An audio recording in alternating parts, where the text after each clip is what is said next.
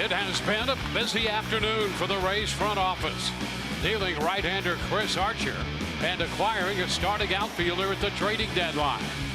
Tonight, Ryan Standing gets the opening act for Tampa Bay as baseball's best player, Mike Trout, leads the Angels into Tropicana Field to begin a three-game set versus the Rays.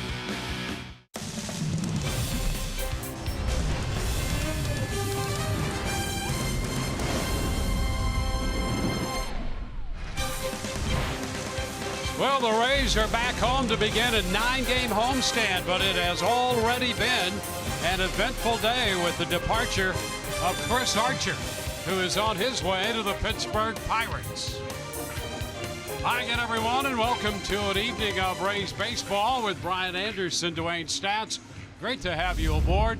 Well, a busy day indeed around baseball, and the Rays a major part of that, and it begins with the departure of Chris Archer. The Chris Archer era is finally over here in Tampa Bay. 179 games, Dwayne. 177 of those were starts, and this is what Chris Archer was able to accomplish. A record here with the Rays of 54 and 68, ERA of 3.69.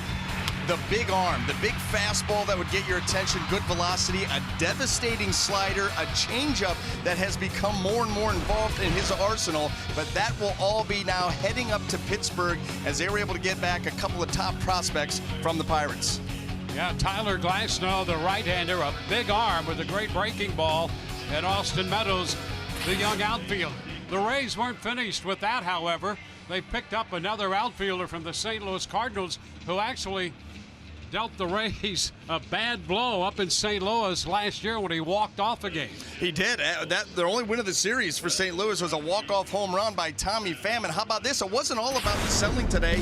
There was some buying going in. So you take a couple of your prospects, you send them to St. Louis, you bring in Tommy Pham, a guy that can do a little bit of everything. And you see his numbers right here at 248, 14 and 41, but had a breakout, Dwayne, in 2017 where he hit 306, an on base of 411, 23 home runs, 25 stolen bases, and the Rays believe he is much closer to that player than he is what you've seen this year. And Archer not the only Ray to depart.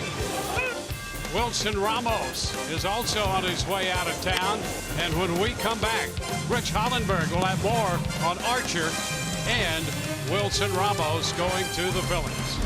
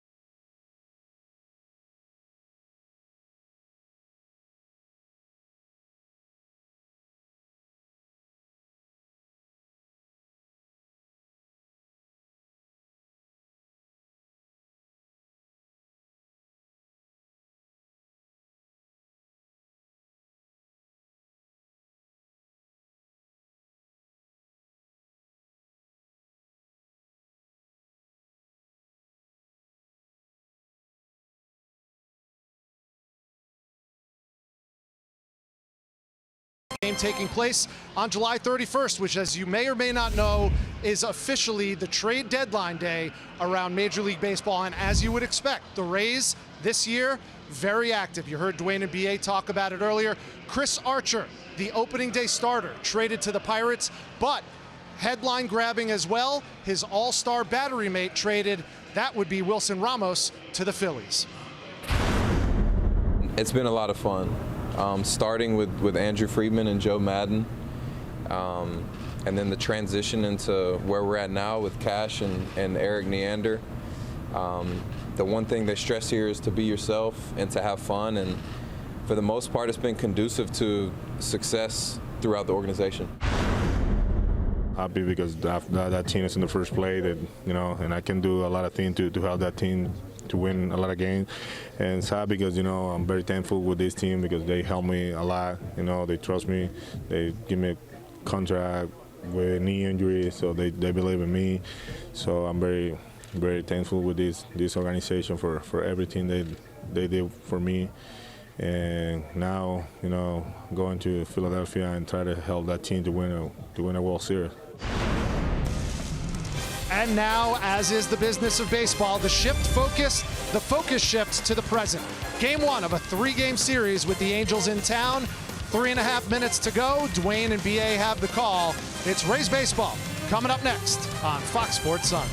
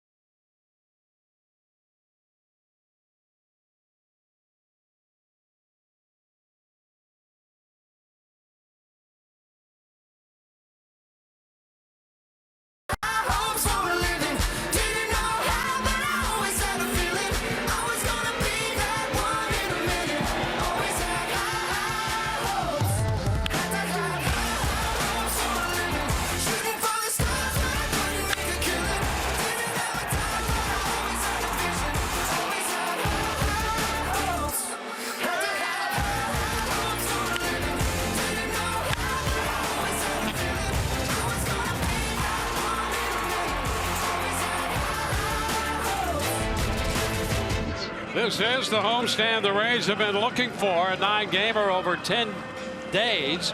And tonight they will send Ryan Stanek to the mound to open this one against the Angels of Los Angeles. Let's take a look at the starting lineup presented by your local Ford dealers. Cole Calhoun's going to be the leadoff man, followed by Shohei Ohtani. Mike Trout will hit third. Justin Upton in the cleanup spot in front of Albert Pujols, the first baseman. David Fletcher's at short. Caleb Coart is the second baseman. Jose Racino is the catcher hitting 8th. Jeffrey Marte at third base will hit 9th. Well, and Ryan Stanek will be opening up his 16th game of the season. Record 0-2, ERA 2.38. Those 15 previous, covering 22 2/3 innings, 28 strikeouts. And here is Calhoun starting the night at 2:01, and after the first pitch, fastball, and he drills it into right field for a base hit. He was ready to hit that first pitch fastball. Listen, there's enough of a track record now on Stanek, and you know he's going to come out there featuring that very good fastball. And right there, he misses his location. Down and away, he probably would have been fine, but he pulls it a little bit down and in, right into Calhoun's hot spot. To this point, this first inning has been very good for Stanek. In 15 prior opens, 15 innings with a 137 opponent's batting average, 7 of 51. It's now 8 of 52. And there's a strike to Ohtani. And that's a big reason why. He doesn't come out pacing himself and looking to settle into a game. He's out there basically to close the game, if you will, as the opener, because he comes out and just lets it rip and, for the most part, catches these opposing offenses a little off balance. High popper. Wow. On the infield, and Duffy picks it up. Well, we had a number of infielders trying to locate that one. A high pop on the infield, and Duffy, the first, is spotted, and he made the catch.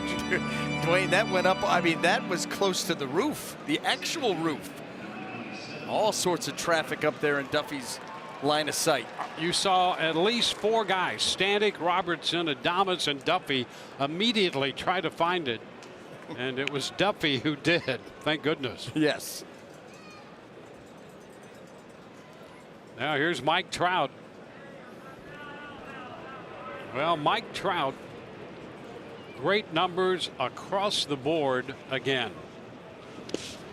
Well, and Dwayne, let's take a look at the scouting report on Mike Trout. First of all, he's baseball's best. I mean, hands down, the best player in the game, 2-time MVP, looking to make it maybe 3 here in 2018, and he comes in red hot over his last week or so. He's 9 out of 23, on base percentage of .595 to go along with 4 home runs and 9 driven in. The foul ball out of play. And you know, I think you're absolutely right. He is baseball's best. There's some great players, and we talk about them all the time. Altuve, Betts, I mean, Harper, across the board, some great players. This guy is the best, and of everybody, as low-key as you can be, and on top of that, he's out there on the West Coast. Tough to have a high profile given the combination of the two. He's not an attention seeker. He lets his game speak for itself, and boy, what a game it is. And didn't that come up over the All-Star break? Yes, where maybe there was some push that maybe he should do a little bit more marketing of himself. That's just not who he is. I love the fact that the Angels came out in support of him and said, listen, this guy is everything that's right about this game, and he handles his business properly. Yeah, it's hard to argue with that. I know they want a high profile and all that, but what he does on the field and how he conducts himself off the field, if you had a son in that situation, that's exactly what you'd want him to do. You'd be so proud. You'd absolutely be so proud, because if anybody could go out and pat themselves on the back, bring attention to themselves, tell everybody how good he is, he lets this speak for him. Yeah, and how refreshing is that in this day and age? You love it. Absolutely love it. Over to first. Calhoun is back in, 1 on, 1 out.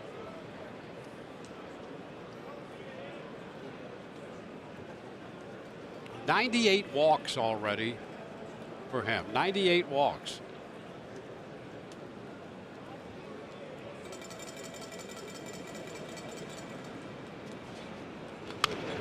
And a big cut. Foul ball on the fastball at 97 from Stanek. I think I read somewhere where, you know, the Angels have played 107 games. Through 107 games, that's a record, an organizational record for number of walks. So you see right there, far and away out in front of Harper, Votto. His on-base percentage is .462. And we're about to turn the calendar into August. And that right there was the pitch that used to get him. That's how, and we've seen the Rays do it year in and year out, attack him with elevated fastballs with a lot of success. He's gotten much better at laying off that pitch.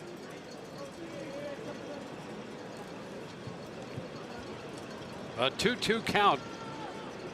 And Stanek makes the delivery. Oh, he got it. Strike 3 called. And did you see Mike Trout as it was called and he starts to walk off, he shakes his head. Yeah, he got me.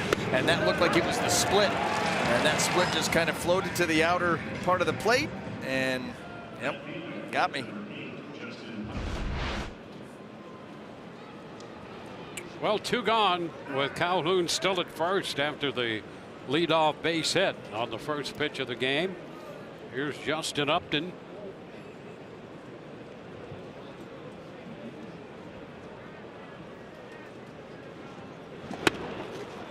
And the pitch is a strike.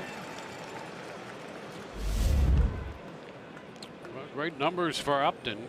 61 runs batted in.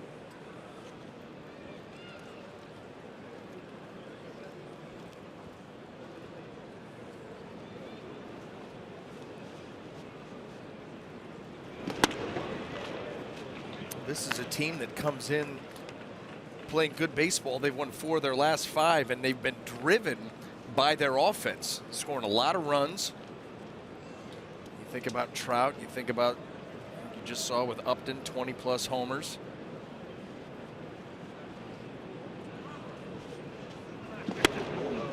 Now it's 1-2.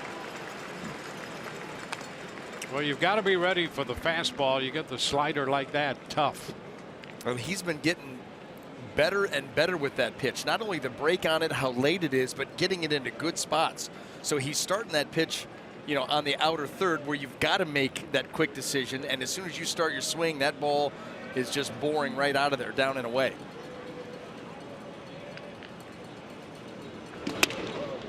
Two and 2. 98 with the hard stuff right there.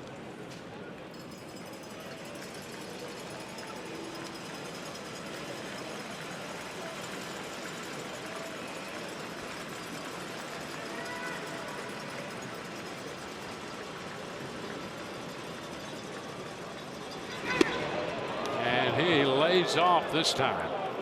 Just missed. And the count is full. You have to try to determine, was that a great take or did he get locked up?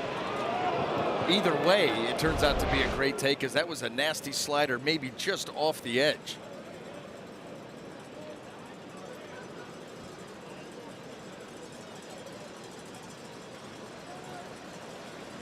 "3-2 is up and in. Ball 4. Fastball a little uncomfortable for Upton. And so they'll be men at first and second. Calhoun pushed up to second on the walk. Let's take a quick look at the Rays defense and see how it's going to line up here tonight. Brought to you by Golden Diamond Source. And in the outfield left to right, we've got Malik Smith, Kevin Kiermaier, and Carlos Gomez. And across the infield third to first, you've got Duffy, Adames, Robertson, and Bowers. Michael Perez be behind the plate.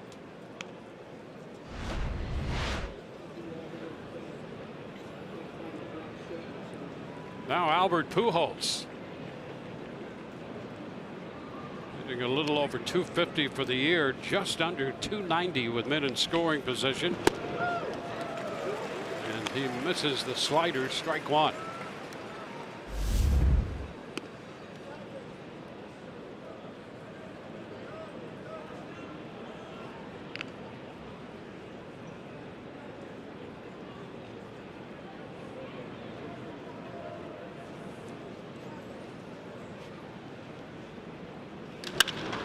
Shot back to center field.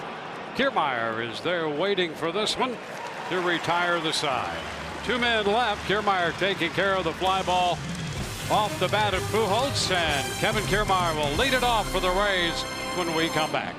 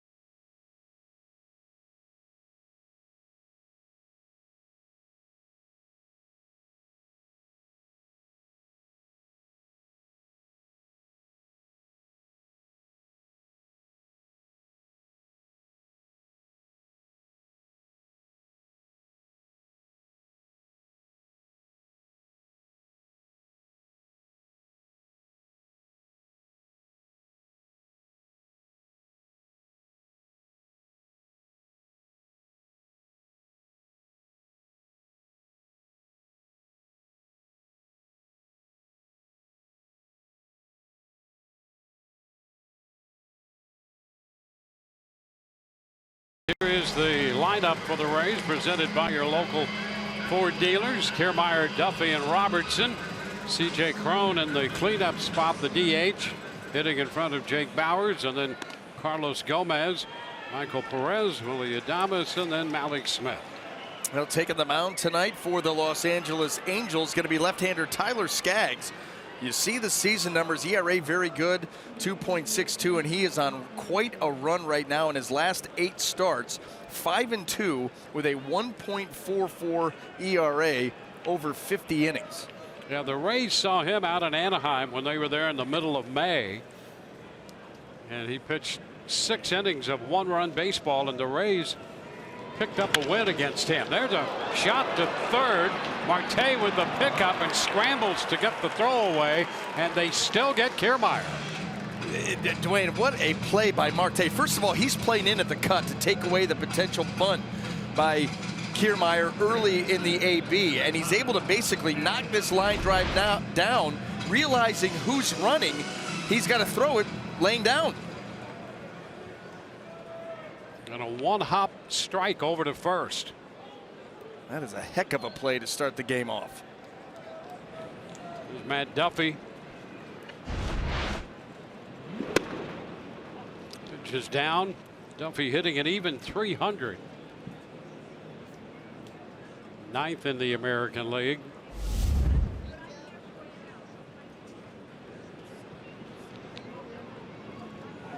Ground ball, this one right back over the mound beneath Skaggs, who was jumping over that ground ball up the middle, and Duffy is aboard. A two-seamer working its way down and away. Matt Duffy using the middle of the field, and you're right, Tyler Skaggs jumping out of the way of that. He's in good position to field, but there's a hot potato right back over the mound.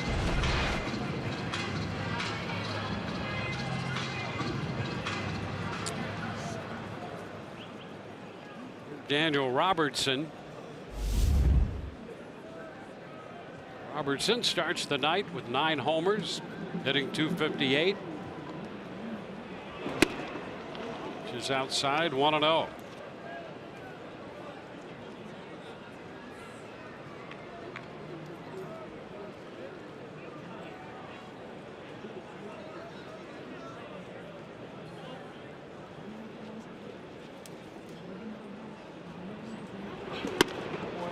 And a strike. Todd Tishner behind the plate.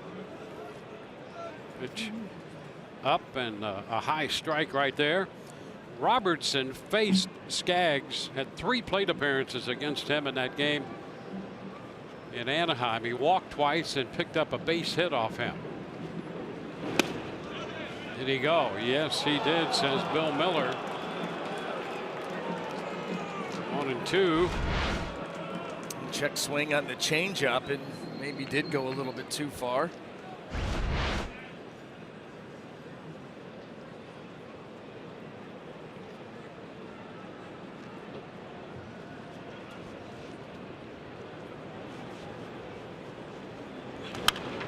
Pop foul. That's going to carry out a play.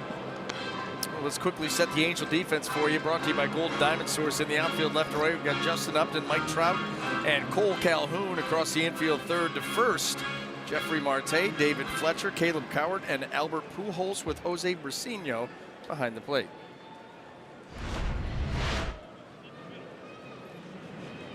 Robertson on the ground. Coward to Fletcher, one, and over to first for the 4-6-3 double play. No runs a hit, nobody left at the end of an inning. No score.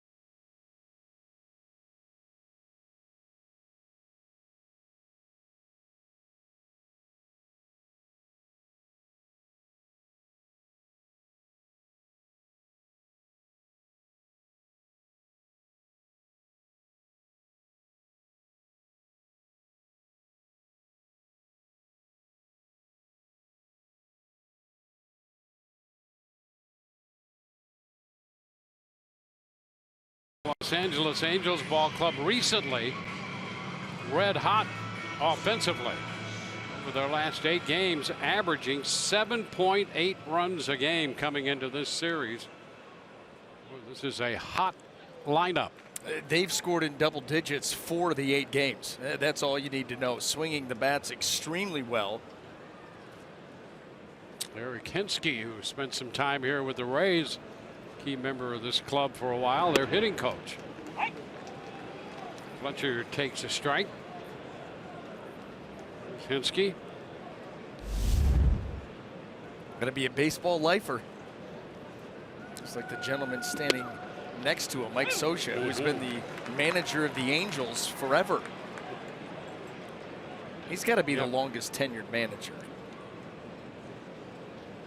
Well, this is the 19th season as the skipper of the Angels. Hey, there's a nice play by Bowers.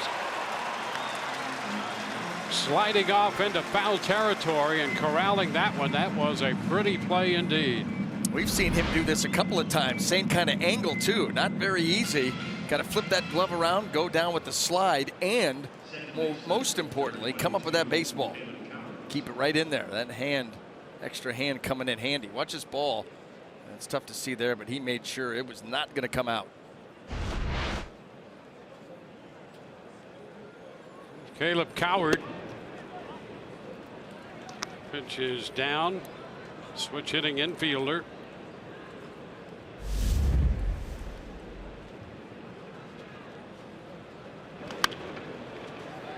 Foul out of play.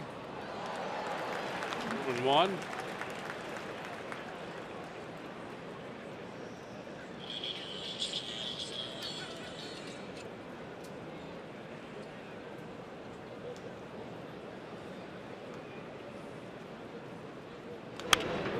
Pitch in on him and a popper foul. That's going to be out of the reach of anyone, falling right in front of the Rays dugout.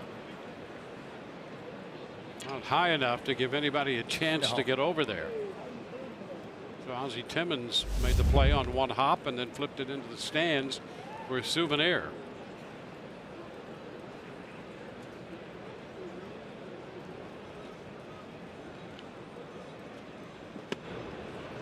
Missed a little wide. Ryan Yarbrough. Stanek worked the first inning. Ryan Stanek, and this is Ryan Yarbrough.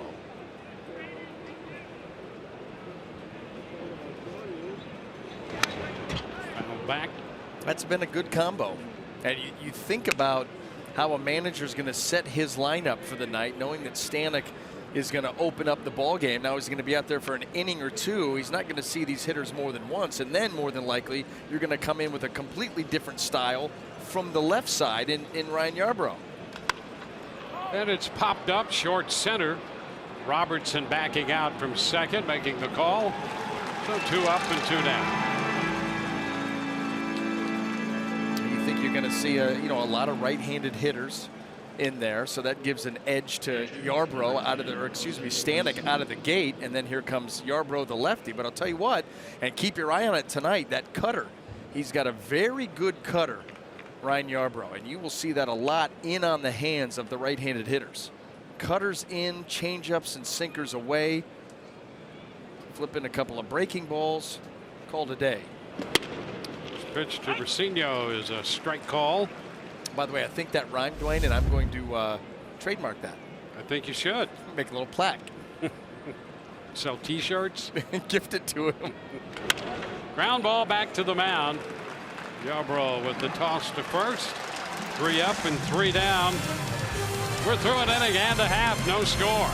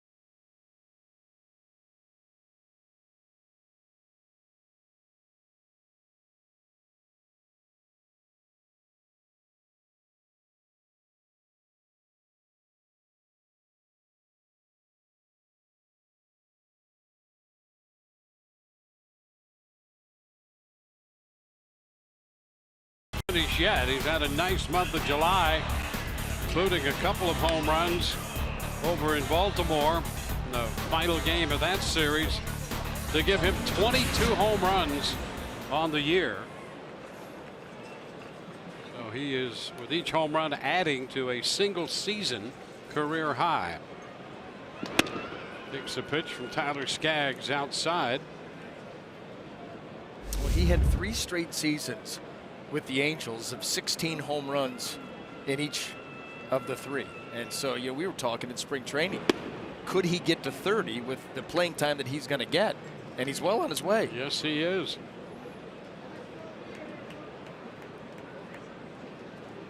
I mean, what an accomplishment that is for a hitter. 30 home runs. That's the benchmark.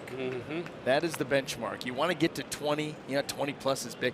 30. Now you're a big boy. Yep. Well, he's getting the opportunity. He's getting enough at bats. He has a 3-1 count right now against Skaggs. I just love that his season is baseball. You know, got off to a good start, hit some home runs, and then all of a sudden June, pitchers have figured out some spots to go and exploit on him. And now he's made the corresponding adjustment in July, and he's getting them back. High foul out of play. I mean, that really is the very essence of the game. Yeah, his OPS in July is 1.104. Pretty good numbers there. On base percentage and slugging percentage. Yeah, you get up over, you know, you get up in when you have a stat in the thousands. You're pretty good. And a big swing and a foul tip strikeout right back into the catcher's mitt. That's the first strikeout for Skaggs. Well, this is one of those areas that these pitchers will try to exploit the fastball up. And Skaggs may have gotten away with that one, not quite up as much as he wanted it, but he gets the foul tip strikeout.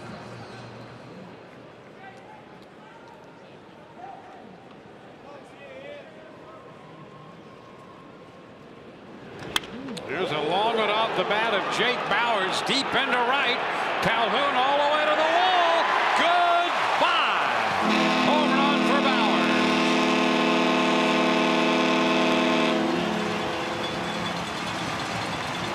Home run number 8 for Jake Bowers, and a souvenir for that young man out there.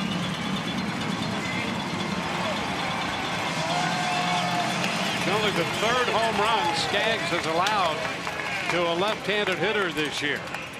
Well, and he hung a curveball, and Dwayne, this was a get-me-over curveball by Skaggs.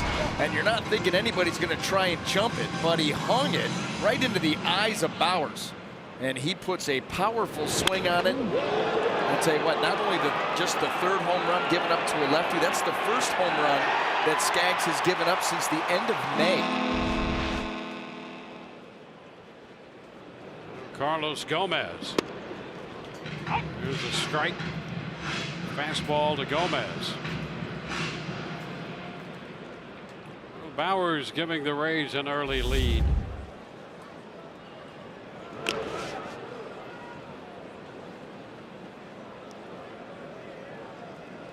Rays have hit 100 home runs on the year now as a team.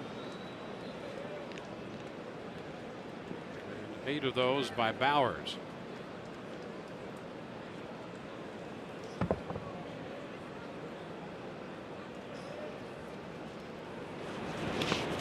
Into the dirt. 1 ball, 2 strikes. You know, Dwayne, now that I don't have any, I'm a big fan of hair. And how does Jake Bowers keep his hair? It's like it's truly show hair. It doesn't move. Helmet, hat, home runs, sliding catches in the first inning, and his hair, it's still fit for the runway. Yep. How do you do that? It's obedient hair. It's trained. Apparently. You got a good part, lays off to the side, and just stays in place. And if you think about it, you got your cap on, you've got your helmet on. Sweating. Yep. Sliding all over the place. Yeah. Yep. Troy's you got good. done with the photo Oh, now shoot. look. Oh, there you go. That did it. So Gomez draws the walk after getting behind. That's just a different style. It still works, though. Yeah, it still works. Even when somebody messes it up, it looks good.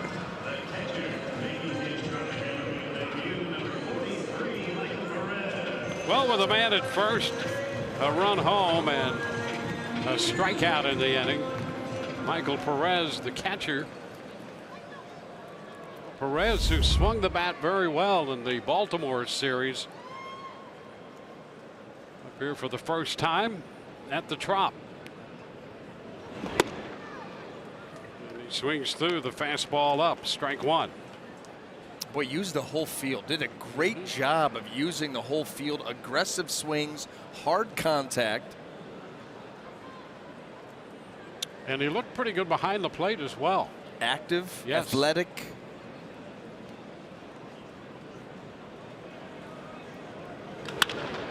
Puts this one into left center. Trout's over there. And Upton gives way to Mike Trout. Two gone. It's been a busy day for the Rays with all the trades coming up to the trading deadline. We'll be chatting with Eric Neander, the senior VP of baseball ops and general manager, when we come back in the third inning. That should be fun. But what a process that is. I can't wait to find out about it. Yep. Willie Adames. All of these different trades, and think about how many teams are in. Runner goes, pitches a strike, and the throw will not be in time. Stolen base for Gomez head first. His 8th steal of the year. How about this? The Angels as a team have given up the fewest stolen bases in Major League Baseball, and opposing base runners just 3 of 6 off Skaggs.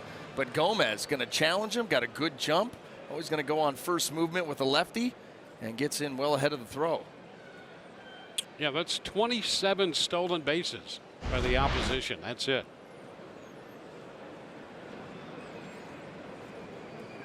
Oh, 1 the count on Adames, now with a man in scoring position.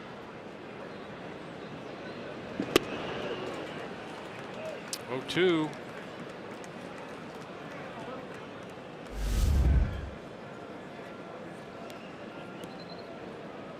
Willie with 3 home runs at 196 overall right now.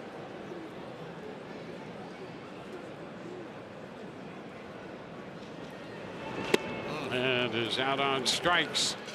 So the Rays are finished in the second inning. They pick up a run on the Jake Bauers home run.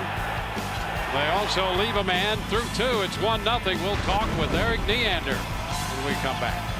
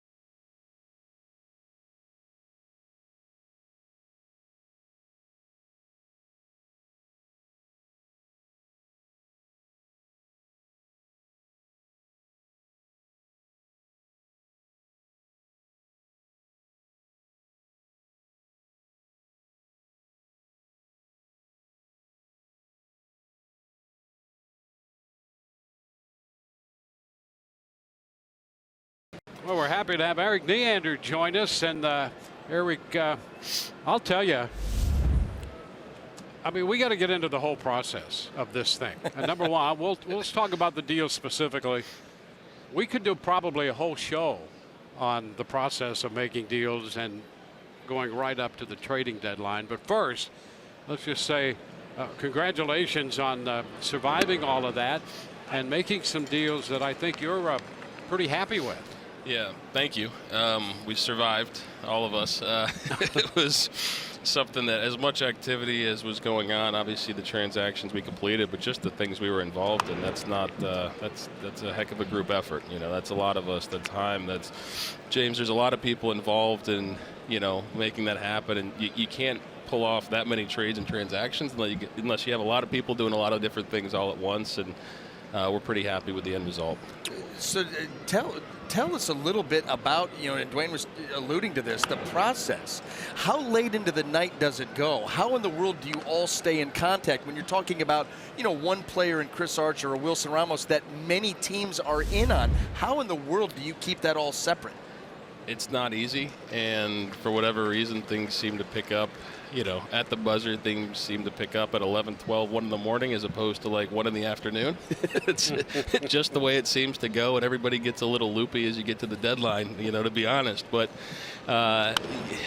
you know, there's the back and forth, and it just the specifics of any situation, the level of interest, it just kind of builds over a few weeks to a month as you go through it. And really clarity on some of the things that were, you know, obviously the things we did today, you know, clarity really start to come into play 24 hours out usually, and you really know where you're at. But it's a process to, you know, on a guy like Arch as an example, everyone can use him. You know, he's a wonderful pitcher, he's a wonderful talent, wonderful person, and there's a spot for him in every organization. So it takes time, but, you know, the last 24 hours or so, you're able to narrow it down and see what's real and go from there. All right, I'm sure you were up late last night.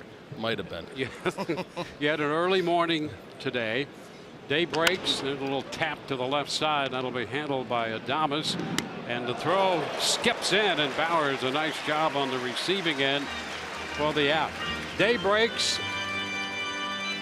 Nothing is decided this morning. I mean, I'm assuming you had a few irons in the fire this morning. Yeah. We things started to pick up yesterday, you know, and got to a point where it's, you know, we've got a deadline at 4 o'clock today. It's like, all right, like we don't have to take this to 4 o'clock. You know, let's try to get some things accomplished in advance. And things picked up late last night, and, you know, came to a head this morning, and in the late morning, early afternoon with medicals. But yeah, we got things rolling and had some deals obviously that came through today, but started to get some sense that things were heading in that direction yesterday. The deal that I find most intriguing is the Tommy Pham deal, because you know, amidst all of the selling, now all of a sudden here's buying a guy coming off of a pretty good season a year ago and capable of doing a lot of things. Yeah. The youth, the next several years, those have been, you know, youth has been the buzzword and the, you know, the sales pitch, so to speak. But you know, and that's the case, and that's where our focus has been. But you have to, you know, it was a situation where we thought we had a chance to be opportunistic. You know, this is a player that had an impact, you know, MVP level season last year, you could say, in terms of the time played, and getting into the player this year, we didn't feel like he was. It's a fly ball and right. Gomez will make the catch. We didn't feel he was that much different as a player, and a player that is a very good defender, good base runner, has some power and right-handed, and, you know, with 3 years of control. We don't have that type of player and profile within our mix, and we didn't want to wait around when an opportunity presented itself to get one, to go grab a younger player like it. We thought this was the right time and the right price point to make it happen, and we're excited to bring him in here and hopefully impact our team down the stretch and beyond. You know, one of the great things about this game, and fans love to try to evaluate trades and formulate trades themselves in their own minds, but as B.A. alluded to, I think the acquisition of Pham kind of sends a message that, you know, we're not just in a situation where you're trying to accumulate young minor league or on the cusp of the big leagues talent. I mean, this is a thing where you're thinking, here's a guy who could help you win. Yeah, tomorrow, you know, when he gets here, hopefully, I would expect Cash to get him in there as soon as possible, somehow, some way. But Yeah, I think, we've looked at the way this year's gone. We've been competitive. That was the goal, not, on paper to be with the Yankees and Red Sox. We didn't think that was necessarily realistic, and it sure hasn't played out that way, given the way that their seasons have gone. But we thought we'd be kind of around where we are, and we've had some young players step up. We've had guys like Duffy establish themselves, or reestablish themselves, I should say. And, we don't think we're so far off that with the young guys looking out to next year that, a couple of good veteran players that we could put into that mix is going to leave us in a really strong spot heading into 2019. Yeah, Tony's out of there on a swing and a miss. Stay with us for the bottom of the inning. Yeah. That'd be great. We'll be right back with Eric Neander. We go to the bottom of the third, 1-0 Rays.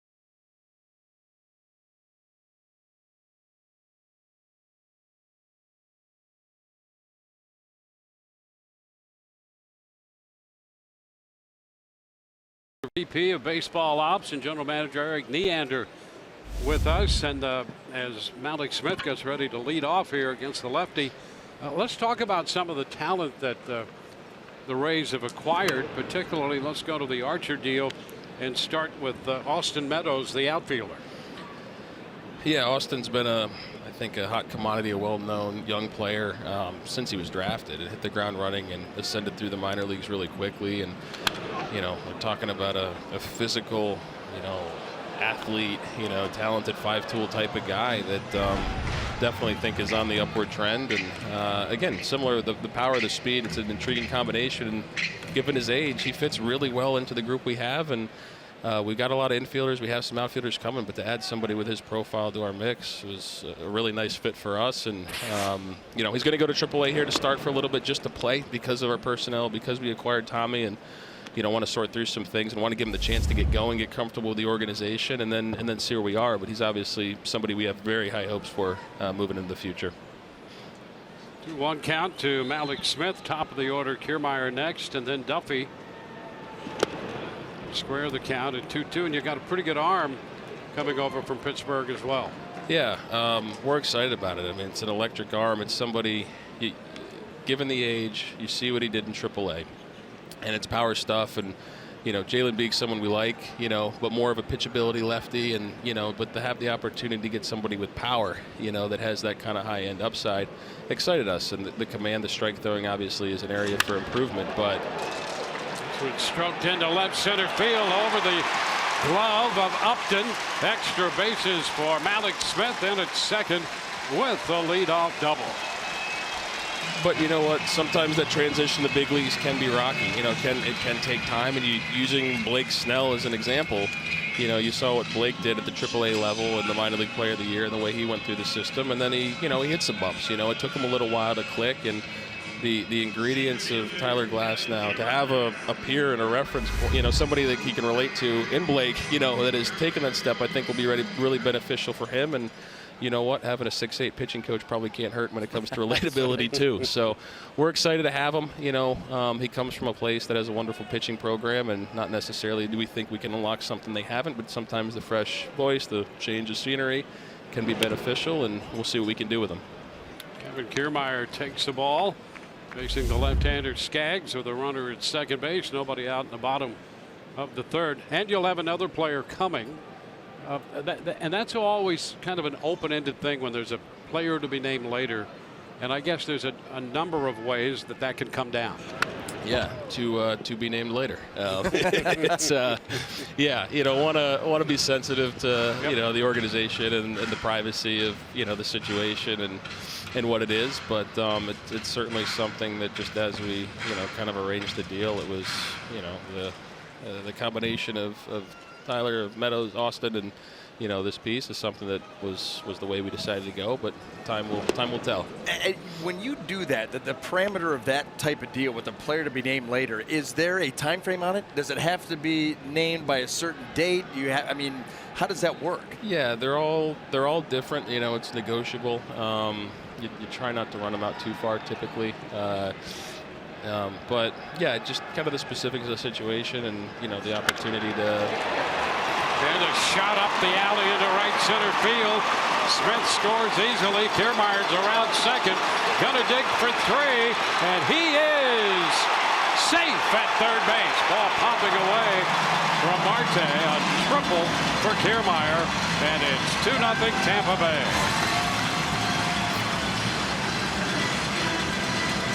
Fourth triple of the year for Kevin Kiermaier.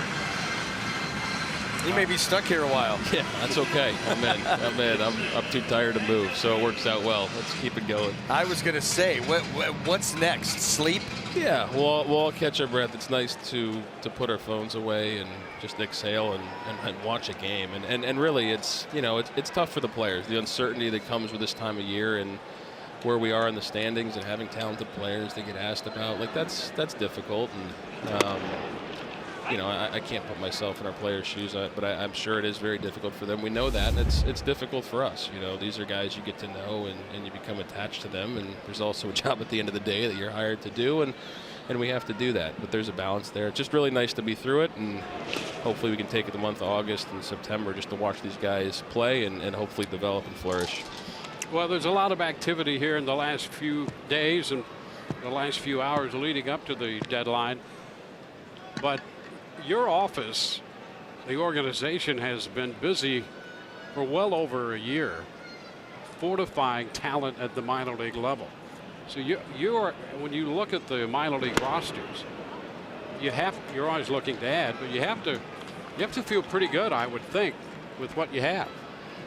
Yeah, we do. We can always get better. You know, there's always room for improvement as we go about it. But we're excited about our system where it's at, and we're winning games. You know, and developing players is important. But look at this little popper, and that's going to be grabbed by the second baseman running out to shallow right.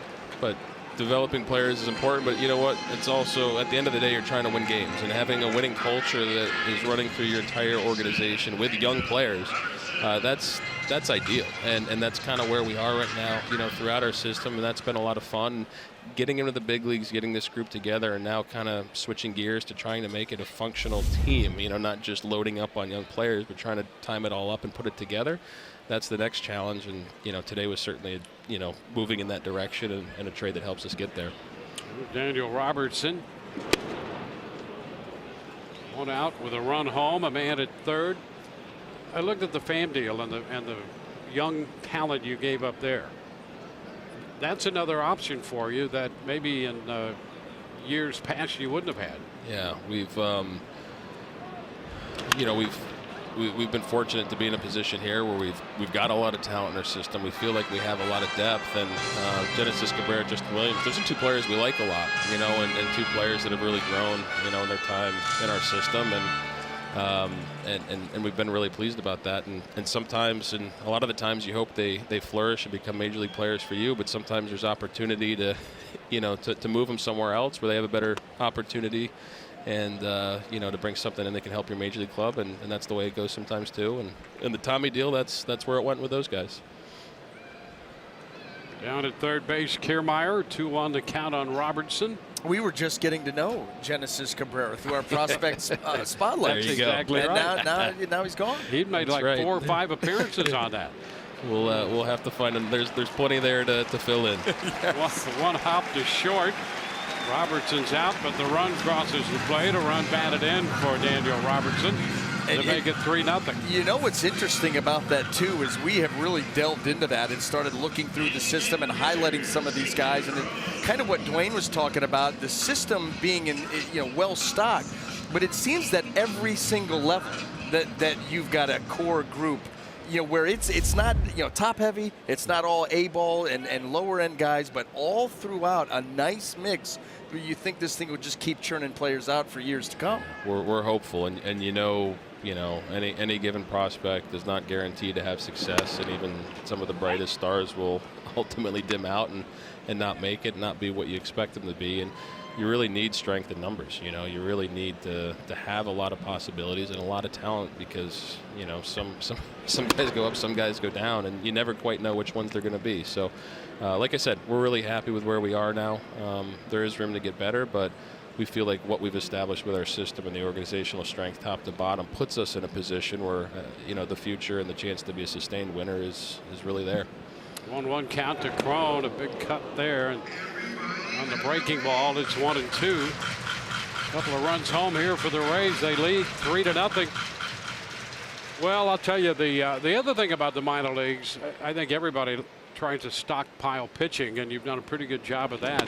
But it seems to me that you have stockpiled athletes. It seems, just perusing the rosters, a lot of middle infielders and guys who have some flexibility with where they can play. Is that by design? Yeah, I think so. I think it kind of gets back to the appreciation for strength in numbers, and the more flexibility, the more optionality that a player has to find different roles on the field, the more opportunity they're going to have to get at bats, and to grow and to flourish. So that all comes with it, and athletes with good actions and have a feel for the game and have explosiveness to the body, like those are the guys that tend to get better and tend to improve. So the more versatile they are, the more opportunities they have to get on the field, the more at bats they get, the better chance they have to develop. And Crone, a big cut and a miss to retire the side. Eric, thank you so much for your time and your hard work.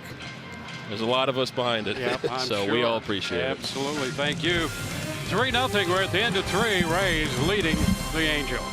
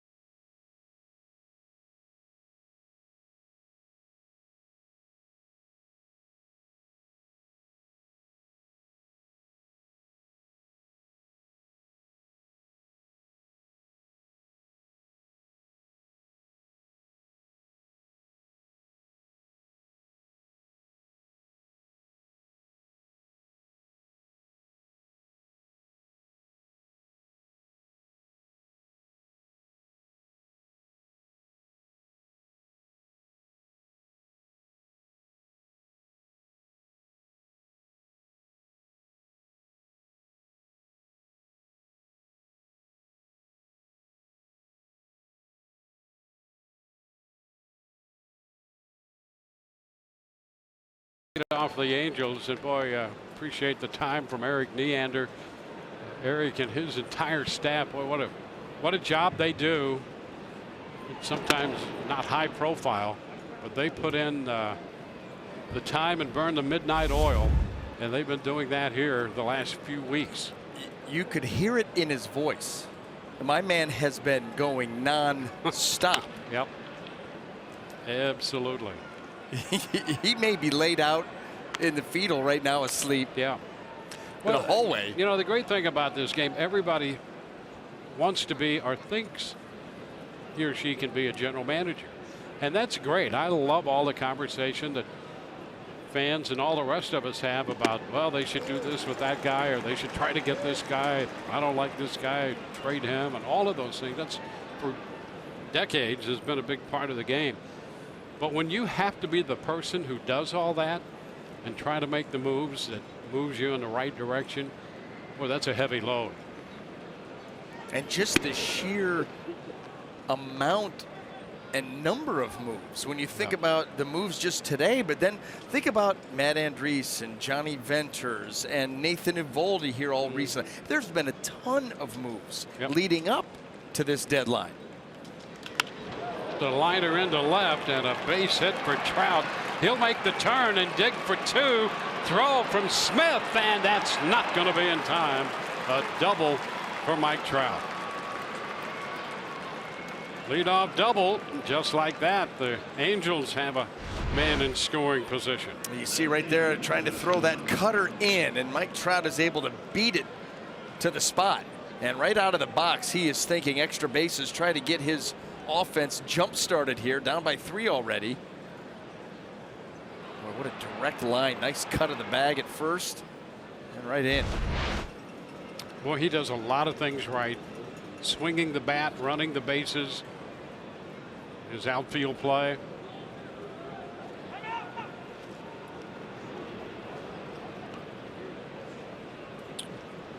Well, tonight's jackpot brought to you by the Florida Lottery.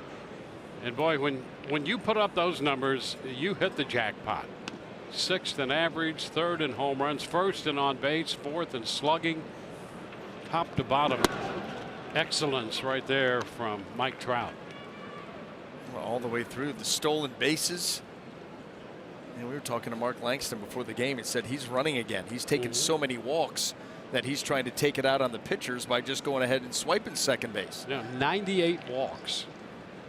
And now 20. He's 20 of 21 in the stolen base department. Well, and he's smart too. Yeah. Pick your spots. Know when to run. Sometimes just as important as the speed and everything else.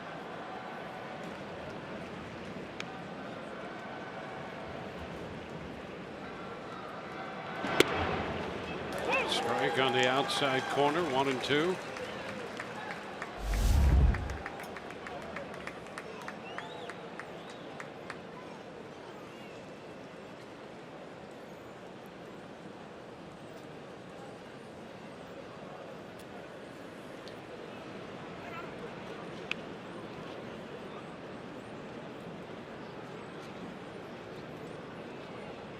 Stanek worked the first inning. Yarbrough came on at a 1-2-3 second, a 1-2-3 third. Now the leadoff double by Trout in the 4th.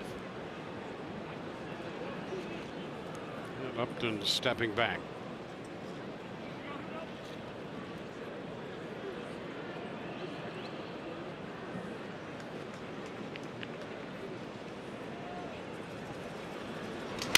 Broken bat and a roller left side. Duffy makes sure Trout stays at second and out at first. 1 away. Well, that's that cutter. And we said that Ryan Yarbrough was going to be featuring that here tonight against the righties. Mike Trout was able to get to it. This one got way in on Upton. That ball cutting in and taking apart that bat, leading to the first out of the inning.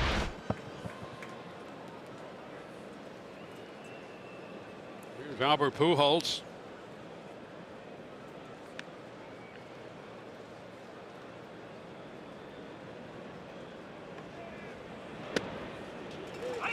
Strength at the knees.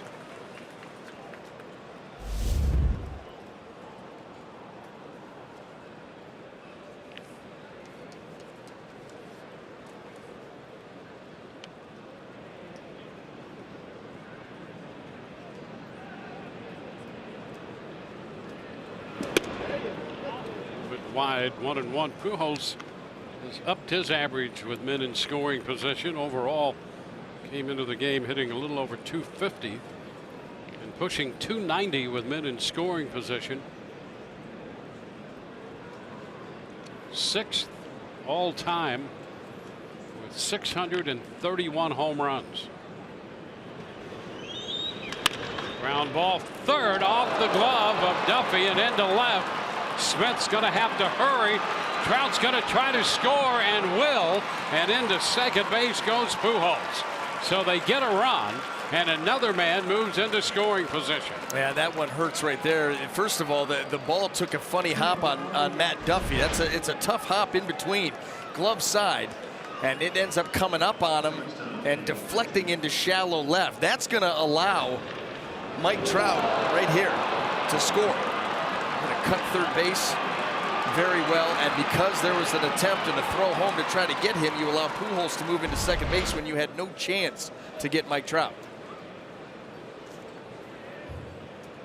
Base hit, a run batted in, and second on the throw. Here's David Fletcher, a young infielder, and he lifts a fly ball into right for Gomez. He makes the catch, a tag, but Pujols will remain at second base.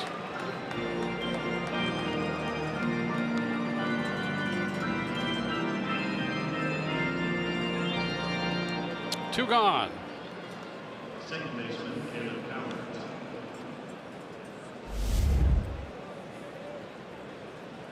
Caleb Cowart up here now.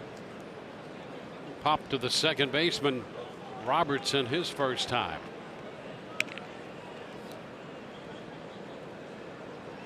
Cowart just up from Salt Lake, hitting 287 there.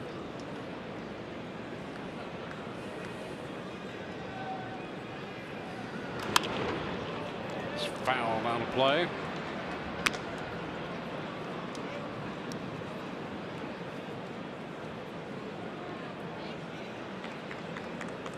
A couple notables out of this lineup from the time the Rays saw the Angels out in Anaheim. Ian Kinsler now with Boston. Martin Maldonado, the catcher, with Houston now.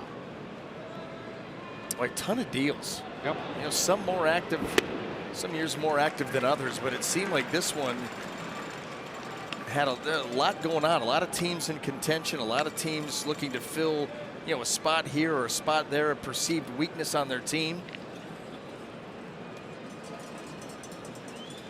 And a lot of teams looking to retool and rebuild.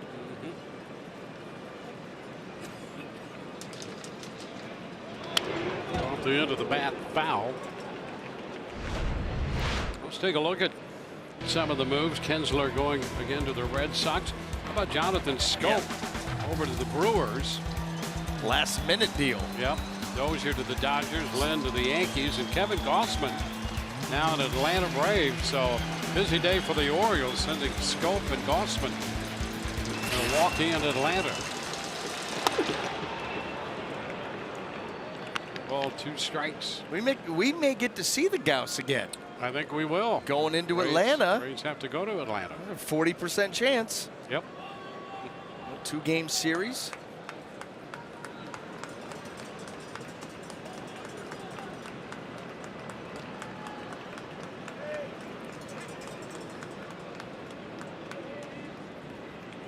Run home. It's a 3-1 ball game now with the Rays leading. Trout scoring the run.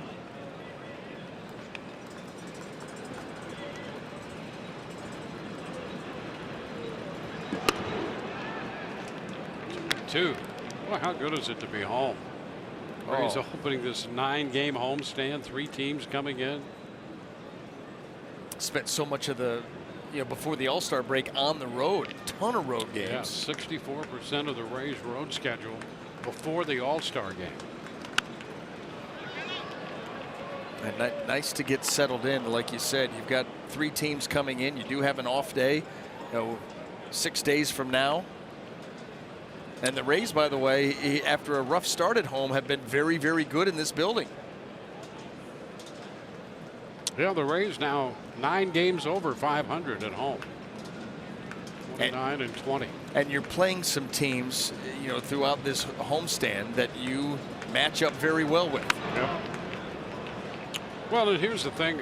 I think that the next echelon for the Rays, you know, they won a series from the Yankees, just had a miserable time in Baltimore. You can see in the last 21 games at home, the Rays 17 and 4 and getting great pitching at home. Yep. It's got to be consistent effort and consistent intensity.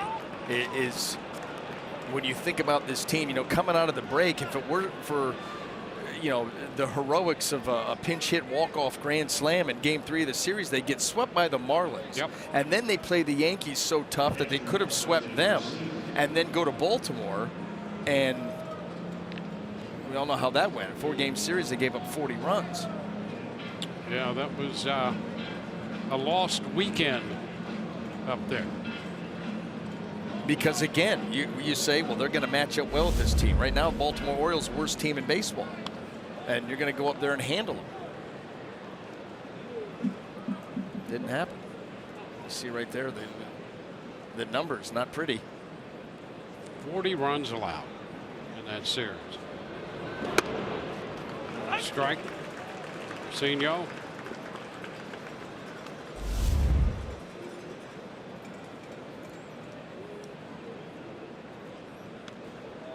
Been in 20 games with the Angels. Ground ball to short. And the toss. Adames to Robertson. Takes care of the Angels. They score one. Bottom of the fourth coming. 3-1 Rays.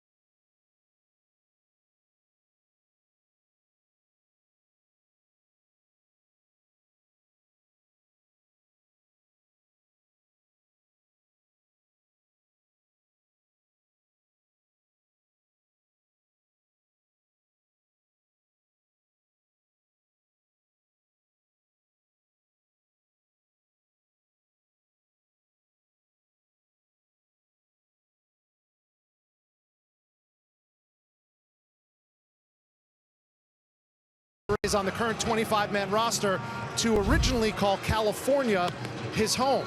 He was a die-hard Angels fan, grew up going to Angels games with Tim Salmon and Darren Erstad. As a matter of fact, guys, he was 7 years old back in 2002 when they won the World Series, and Jake was at the pennant clinching game against Minnesota 1 week after his 7th birthday. So lo and behold, his first at bat against the team he grew up rooting for. What does he do? Home run. Hit a curveball out of here in the second inning against the lefty. Tyler Skaggs on the mound.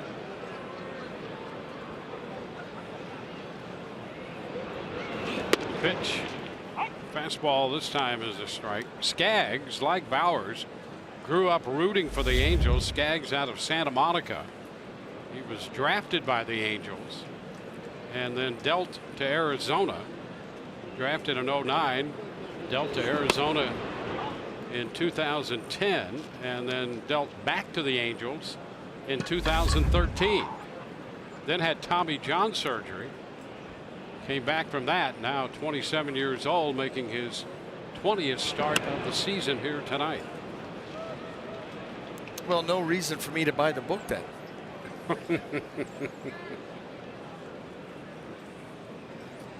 It is quite the journey.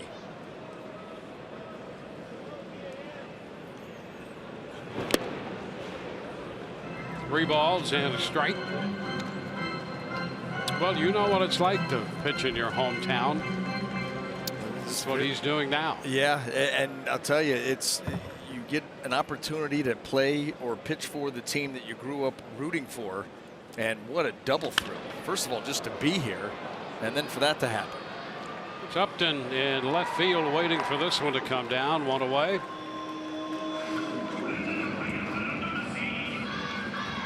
Carlos Gomez heads to the plate. Our Toyota key stat, Tyler Skaggs, really fared pretty well inside the West.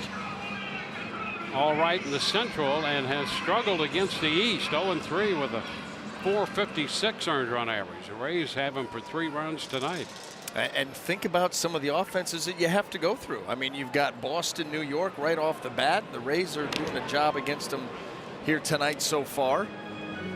You would say probably not Baltimore, but we just saw them put up 40 runs in 4 days. Yep. So everybody capable, and it is a tough, tough division. Always has been.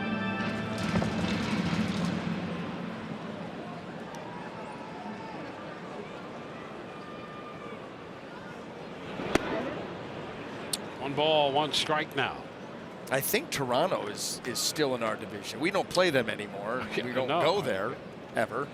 So as an afterthought, we're going to make 3 trips up there in the last, what, month and a half of the season. How goofy is that? No, we haven't even been up there. Haven't in our division.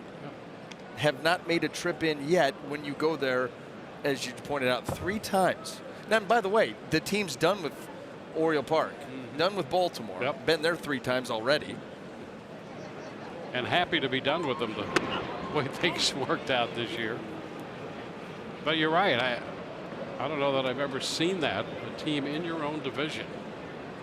And here we are, set to get into August, yet to go there. Well, and so this is what I'm thinking. I'm thinking, forget team hotel.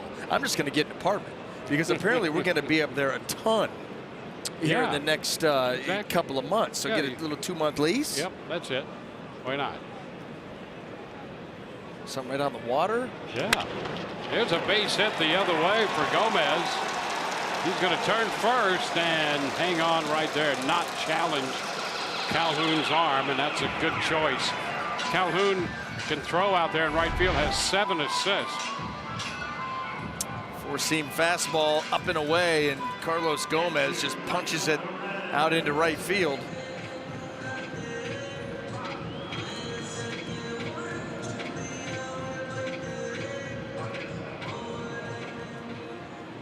You know, if you think about it, what you just said, we should talk with Chris Westmoreland. We should have him up here, our traveling secretary. Yeah. Talk to him about that. Might be less expensive to lease apartments for everybody as opposed to a hotel. That's a segment on this homestand for sure. That's a definite segment. Goes the runner, and the pitch shot up the right field line. Fair ball and back into the corner. Gomez will score. Perez digs for second. He's in with a double, and the Rays again lead by 3. It's 4-1. Nice job by Perez against the lefty. A line double into the right field corner. Listen, I know it's a small sample size, but he continues to impress. We talk about using the whole field. His first hit as a Ray was a double up the left field line. Now left on left, and he's going to rip one right up the right field line. Great swing, great balance. Another ball hit extremely hard. Yeah, you love those guys who hit line drives, hit the ball hard all over the field. I mean, it's pretty easy to be confident in those guys. And that's what he's done since coming to the Rays. Nice job by Michael Perez. Pitch outside to Adames.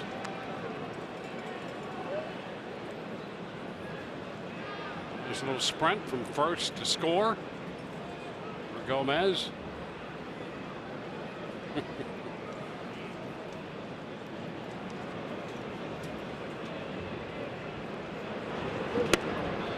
Now a strike.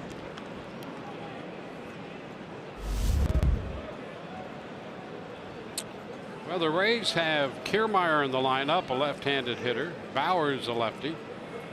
Perez a lefty, and Malik Smith a lefty, and they all have extra base hits off the left-hander Skaggs. Coming into this game, left-handers had hit 206 off him. Right-handers 254. And today the Rays left-handed hitters are piling up the extra base hits.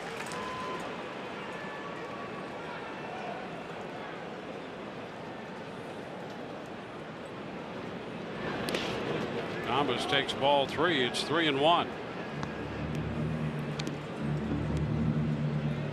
Well, the one thing that these lefties know about Skaggs coming in, Skaggs keeps it pretty simple. Fastball, curveball, changeup. Very rarely will he throw a changeup left on left. So you're now down to 2 pitches. You think about the hanging curveball Bauer's got. You know you're getting one or the other, and every time he's missed his location, they've jumped him.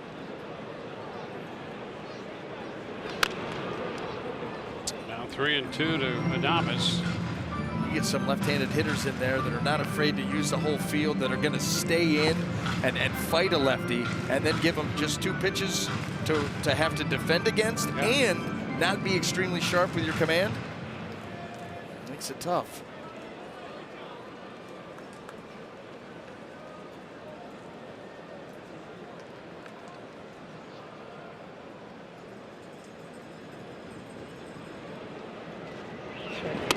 There's ball 4. Adames is aboard.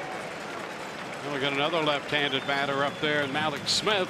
MLB at Bat is your #1 Rays app. Customize your experience to catch every moment this season. Get Rays home screen icons and features such as the MLB TV Game of the Day, pitch tracking, in-game highlights, live radio broadcasts, stats, news, and more. Download MLB at Bat today.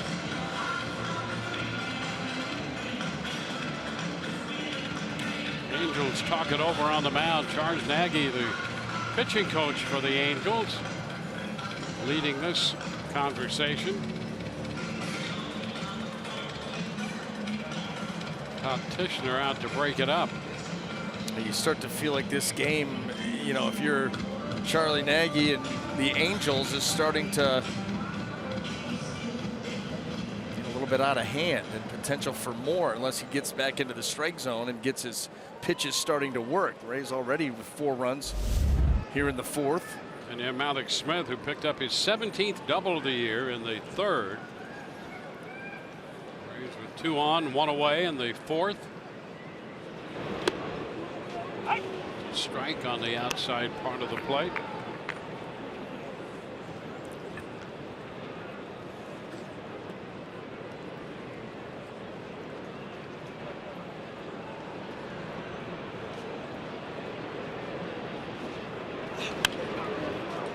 Fastball foul back. 0-2. Angels opening a 6-game road trip. They start here at Tropicana Field, then they'll head to Cleveland. And Skaggs, who's out there, has been pitching very well for them, giving up 1 earned run or nothing in 7 of his last 8 starts, with a 144 earned run average in that stretch. Ground ball left side. This is going to be a tough play. Wide throw to third. Everybody's going to be safe. Marte came up with that throw from Fletcher to save that ball from bounding down toward the dugout, and the bases are loaded. That was the only play that he had. Fletcher moving towards third base. No chance to get anybody else. So he rushes it a little bit, and it ends up sailing. Nice save there by Marte to keep that ball from either going into the dugout or off the facing of the dugout. Could have been another Rays run.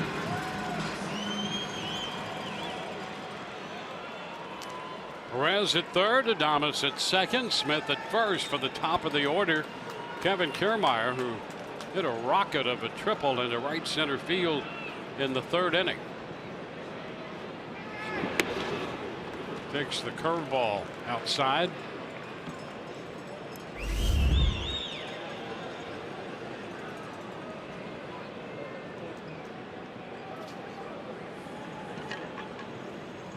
Kiermaier has gone over the 200 mark now. 2-0-1 to strike. And it was a battle for him after that time on the disabled list to get well and then to climb to the 200 mark. He's at 2-0-1 this time in.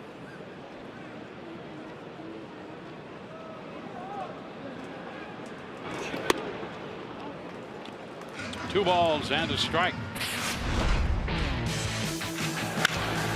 Another fastball meant to be down and away, down and in. And once that ball got by the right fielder out there, Calhoun, you knew that this was a distinct possibility. 2-1 pitch. A good take. The curveball. 3-1. See, he's not been able to keep that curveball in the zone consistently. So 2-1. Kevin Kiermaier's thinking it's going to be a fastball. I mean, you've only got 2 pitches to go with. Can't afford to walk in a run potentially and fall behind 3-1. And so he lays off that curveball that he's not been able to throw for a strike. And the fastball, the strikes haven't been very quality. And there's ball 4. Fastball misses inside, and that forces home a run. Perez crosses the plate. Adames to third. Smith to second. Kiermaier picking up his second run batted in, this time with the bases loaded walk. That just has not been sharp at all, and the Rays have capitalized.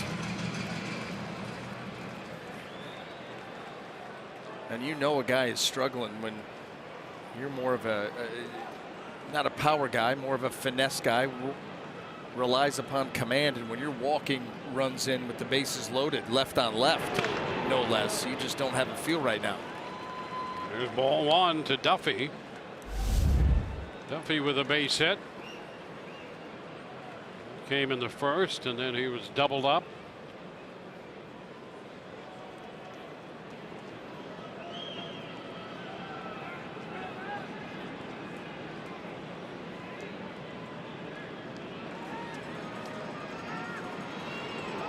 Ground ball, shortstop backhanded, and there will be no play. Fletcher tried to get it out of the glove to go to second and could not successfully execute that. The Rays get another run. It's now 6-1. That's a base hit and a run batted in for Duffy. Now he had to move to the backhand. As he goes to pull the ball out, it just drops out. Got to it very well, and then right there just cannot secure it.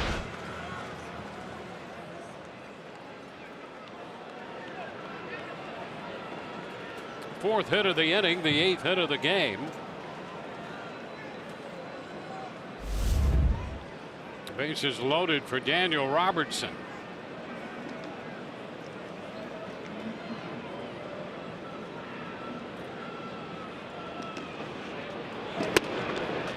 Takes a strike. Fastball in the upper part of the zone. Ramirez up in the bullpen.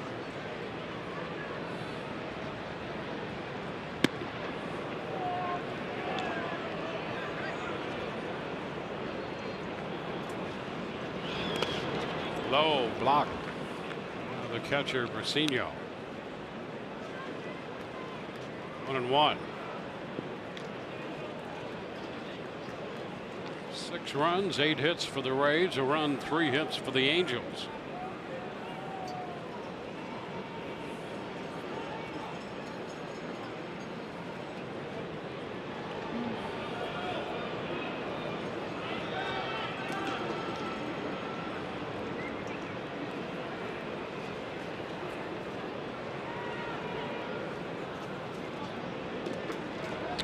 Rays went 3-1 against the Angels out in Anaheim earlier this year. 3-game series here at the Trout. Ball 2 this low.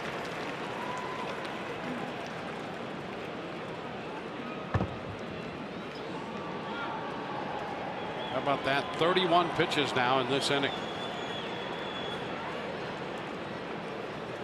Things have started to come apart, just not able to command the zone. Ground ball, foul. Hitting the deck in foul territory, Malik Smith.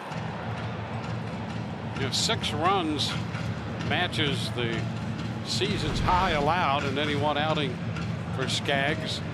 You have to go back to the middle of April when the Red Sox got him for 6. What division do they play in? The East. There you There go. you are. That's about the same number of runs that Skaggs has given up over the last month and a half, the way that he's been going. One of those nights, and it's not over yet.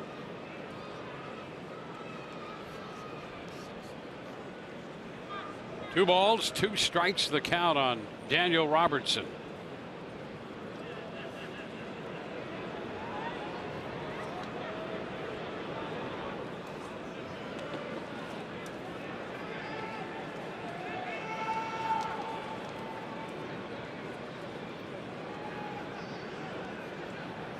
Skaggs over 80 pitches now.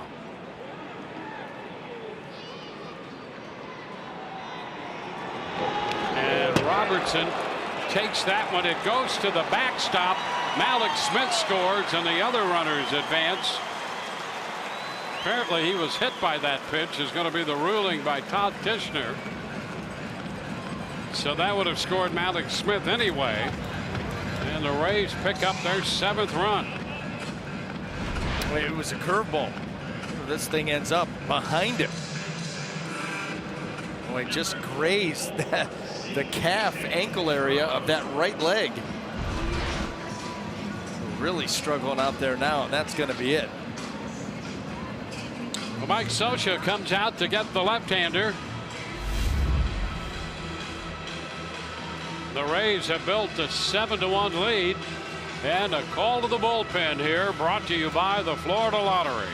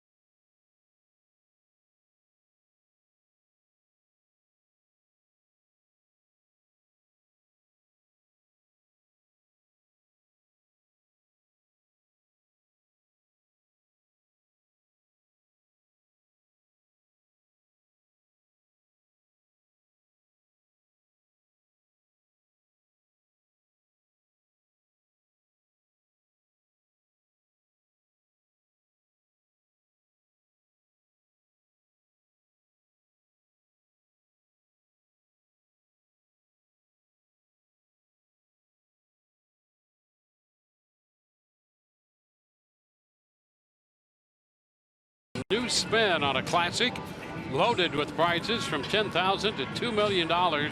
So unleash the excitement anytime. The Florida Lottery, it's your ticket. Claim it. Taylor Skaggs departs with 1 out in the 4th inning. The Rays have put 7 straight hitters aboard. They've scored 4 times in the inning, have the bases loaded. 7 runs so far charged to Skaggs. Well, 3 walks, got the hit by pitch on the curveball to Robertson. And not out of the woods yet. Noe Ramirez trying to come in and clean this up. He's on for the 50th time, an ERA of 4.91. C.J. Cron, the 9th man to come to the plate here in this inning, looking for his first hit of the night. Breaking ball. Picks up the corner for a strike.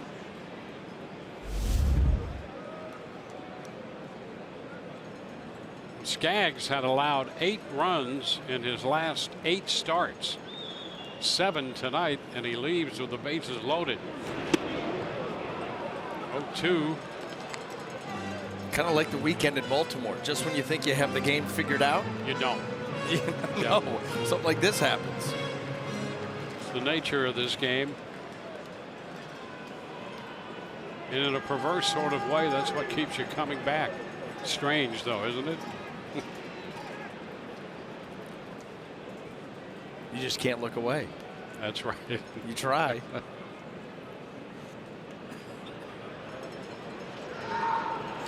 A line shot into left, a base hit. Kiermaier scores. The bases are loaded again as Crone picks up his 54th run batted in. The run is charged to Skaggs, and the Rays have built an 8-1 lead. Well, that four-seam fastball from that arm angle right out over the heart of the plate, and that has been the theme of the night. Angel pitching, too many mistakes, and the Rays have hit them all very hard. That ball rocketed, in fact, got hit so hard out there that it kept Duffy at third. He was looking to score but didn't have time. Statcast says it was 110 miles per hour off the bat. That's about right.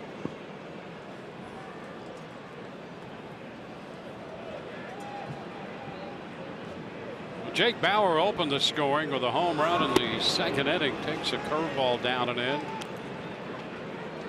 10th man to bat in the inning. Rays with a run in the second, 2 runs in the third, and 5 in the fourth, with the bases loaded and still just 1 out. 2-0.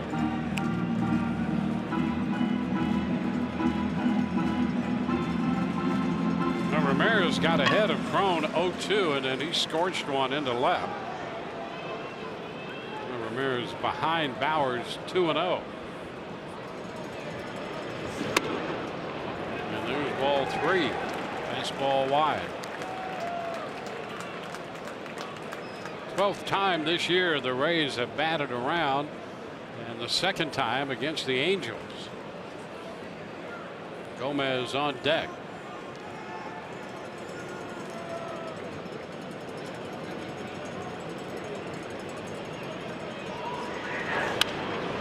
Foul ball back.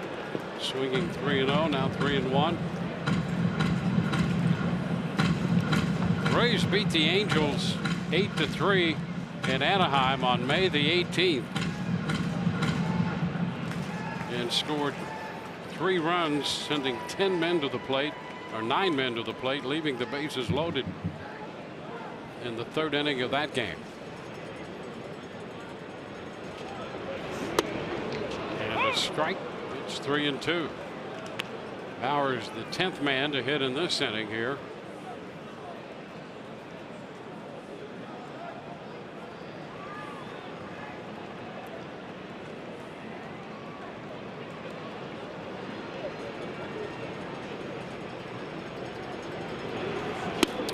He is out on strikes.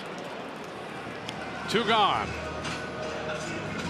Boy, he loaded up on the changeup and really threw this with a ton of commitment with the arm speed, and he got Jake Bowers to swing at him. That's a gutsy pitch in that spot.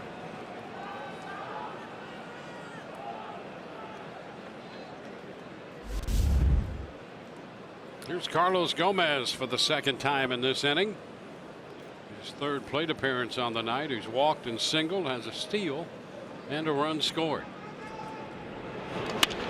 There's a liner into center. That's going to fall for a base hit. Duffy will score. Robertson crosses the plate. The Rays pick up 2 more, and it's now 10-1. All of those runs charged to Ramirez, or to Skaggs. 2nd hit given up by Ramirez.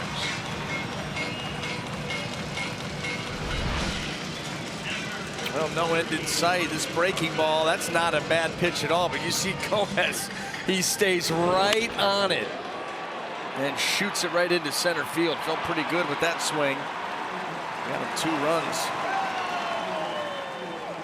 So 10 runs, 10 hits for the Rays, and they lead 10-1.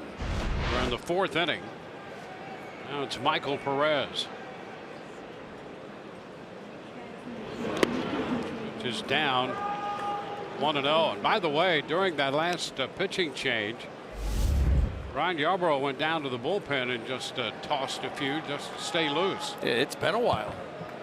And you know, him being a finesse lefty, he's got to stay sharp.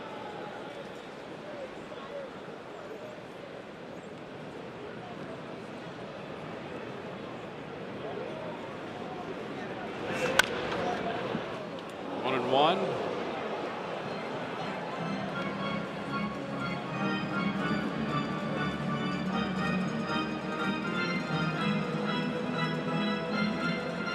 Crohn's at second, Gomez at first. Kiermaier tonight, 2 runs batted in. Duffy 1, Robertson 2, Crone 1, Bowers 1, Gomez 2, Perez with 1. Perez at the plate now, and a foul ball. 1-2 count.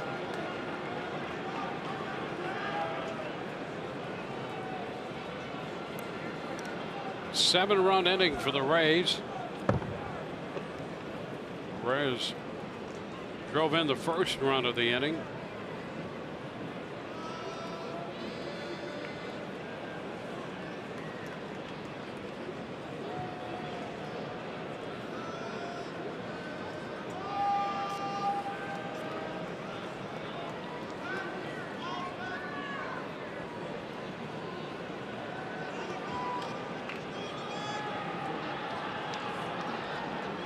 Gomez first, Crone off second. Perez sends it foul, just back at third and just foul. Well, the other way that time. He doubled up the right field line his first time up in this inning. Tried the left field line that time. Truly, foul line to foul line. And I'll tell you, he came very close to dropping that in.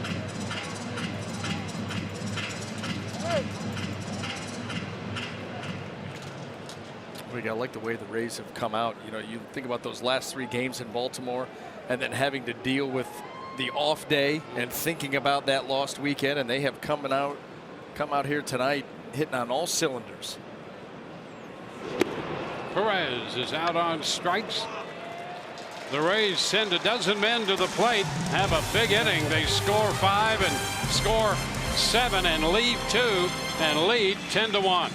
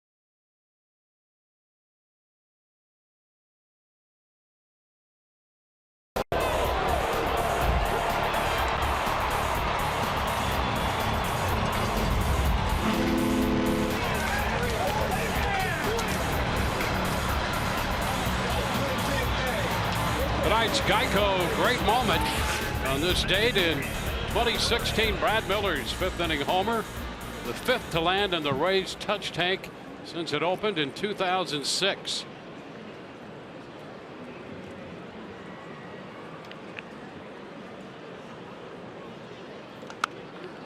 First pitch is pop foul.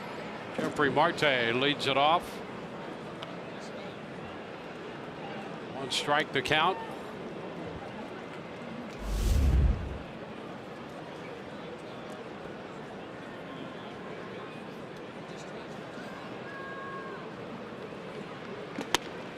Pitch is up, and it's 1-1.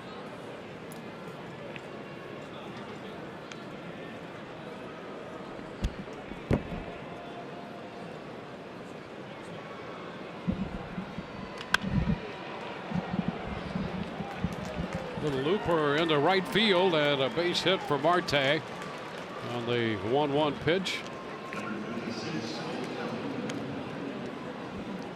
Yarbrough has been on since the second inning, and the Rays have gone on to build a 10-1 lead with a 7-run bottom of the fourth inning.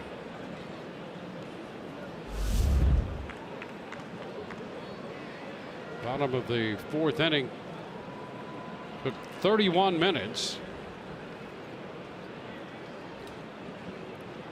And it moved Skaggs' earned run average from 262 to 334. High fly ball into center field. Kiermaier continues to go back to the wall, and he's got it.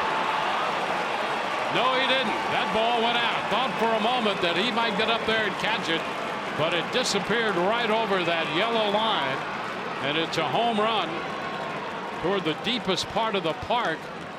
Calhoun hits his 13th home run of the year, and just like that, the Angels have 2 runs on the board here in this inning, and that makes it 10-3. Boy, powerful swing there by Calhoun on that fastball away. Here's Kiermaier with the effort.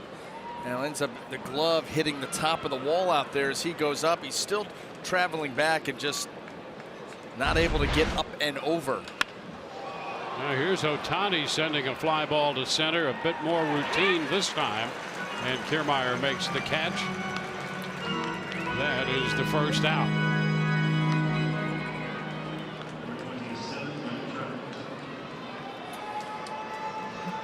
So a 7-run game now on the home run by Calhoun, his 13th of the year.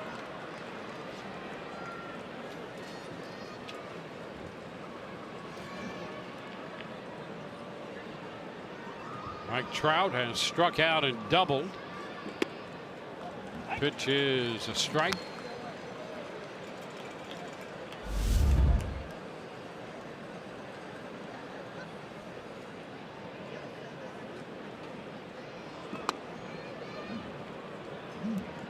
One and one.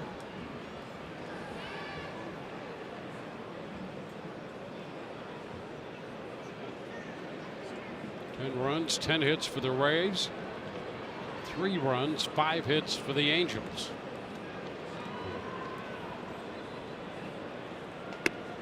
Trout takes it wide, 2-1.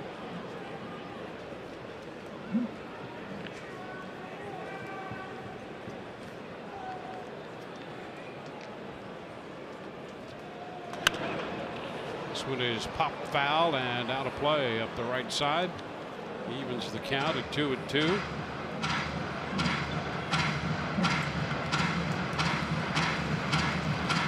Yarbrough coming into this game with a record of 9-5, making his 27th appearance.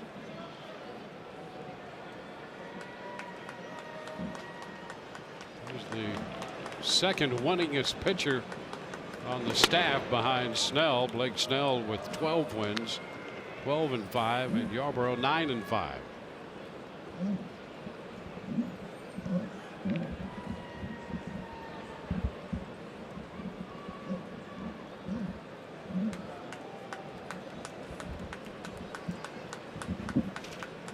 Full count.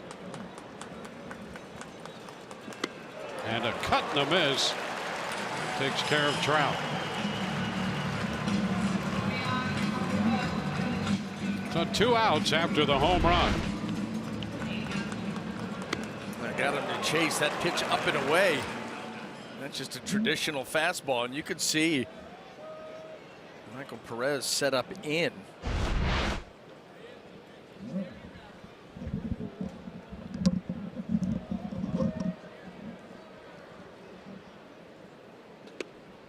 Upton takes the pitch for a strike.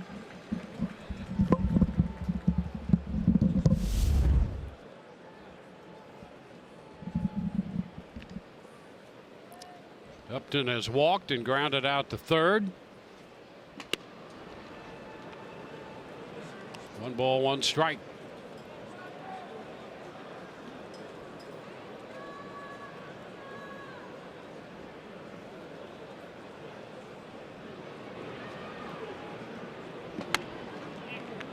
Two and one. Having a little trouble getting the fastball and the cutter glove side right now. You go back to that strikeout at Trout. That was a fastball meant to be in, stayed away. The last couple of pitches meant to be in have stayed away. Try to get out over that landing foot, a little bit more reach, drive that ball in on the right-handed hitter, and try it again. Fly ball, center field. Kiermaier started back, now comes in and makes the catch to retire the side. 2 runs on the Calhoun home run. Rays lead 10-3.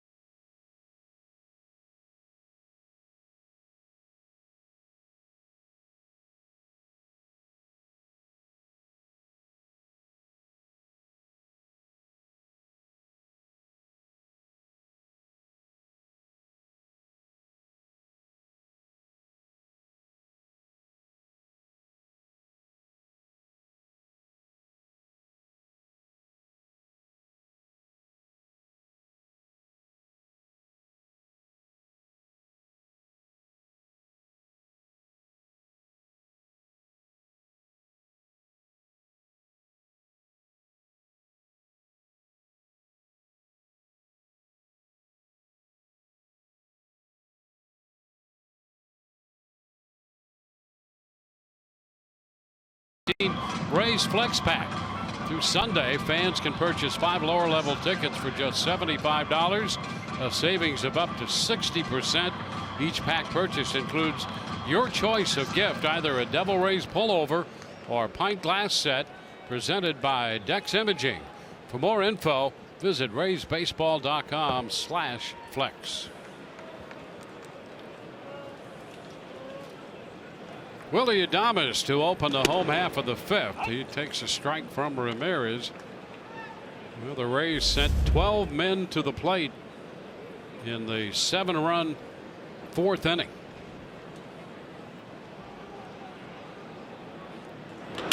There's a liner and a base hit into left. Adames aggressively turns first, but will hang with a base hit.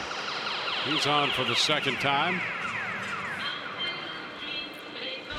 And the Rays have 11 hits. They just continue to swing the bat. Another breaking ball that stays out over the middle of the plate. Willie Adames, boy, he's all over it. Good pitch recognition. The front foot down, the hands stay back, and he laces that ball out to left.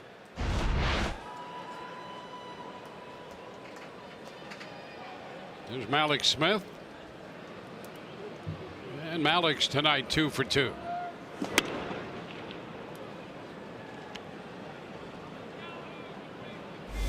Alex with his average now up to 287, starting to push the 290 mark again. Well, he's been red hot here for the last little while for the Rays. Good on base percentage, swinging the bat well.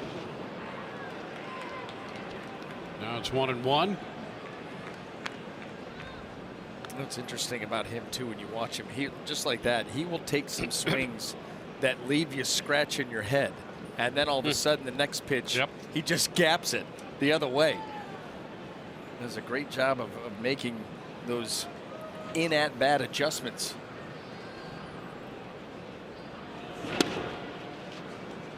2-1 now.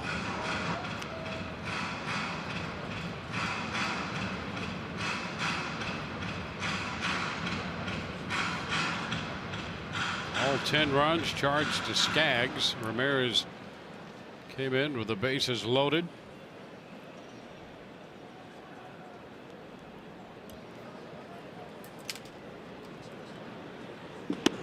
And this went down and in, and he started to go and could not hold. That's another one of those swings. Yep. It's okay, got one left. You know, in a way, it makes him difficult to pitch because you're never quite sure if he's on it or not. You think, well, we might try that again. There actually may be some truth to that. Fouls it back. Still 2-2.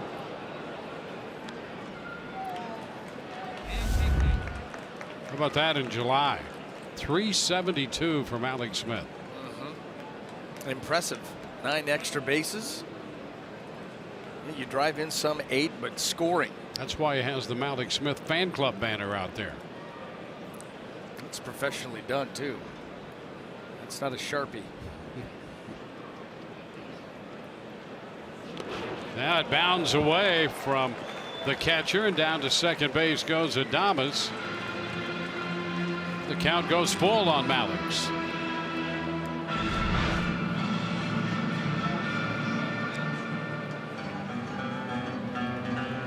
A wild pitch charged to Ramirez. Well, it was interesting. Briseño getting caught moving in as that ball's kind of moving away, just moving away from each other. Really, at the end of the day, it skips right over him. Didn't give himself a chance.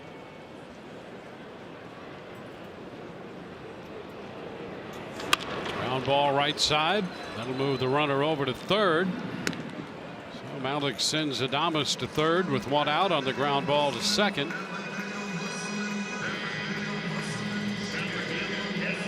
Well, the top of the order will be up here with that runner down at third.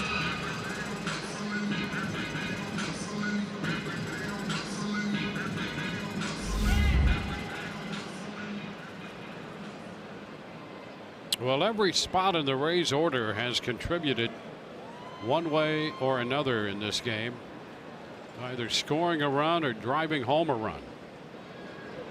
We're only in the bottom of the 5th. Kiermaier takes the ball low. 4th plate appearance of the night for Kevin. Retired in the 1st inning on a good play by Marte down at third. Then he tripled home a run and scored in the 3rd. Picked up an RBI with a walk in the 4th and later scored. A couple of runs batted in for Kiermaier. Kiermaier with 2, Duffy 1, Robertson 2. Crone has a run batted in. Bowers 1 on the home run. Gomez with 2, Perez with 1. Ground ball.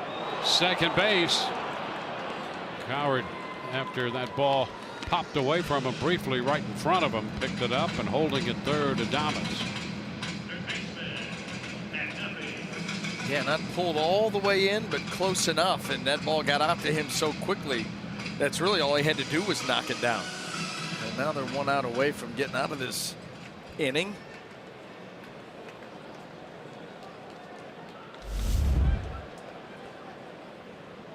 Matt Duffy, a 2-hit night. There's his average up to 303. Started at 300 tonight. And he takes a strike. Drove in a run and scored a run in the 7-run 4th.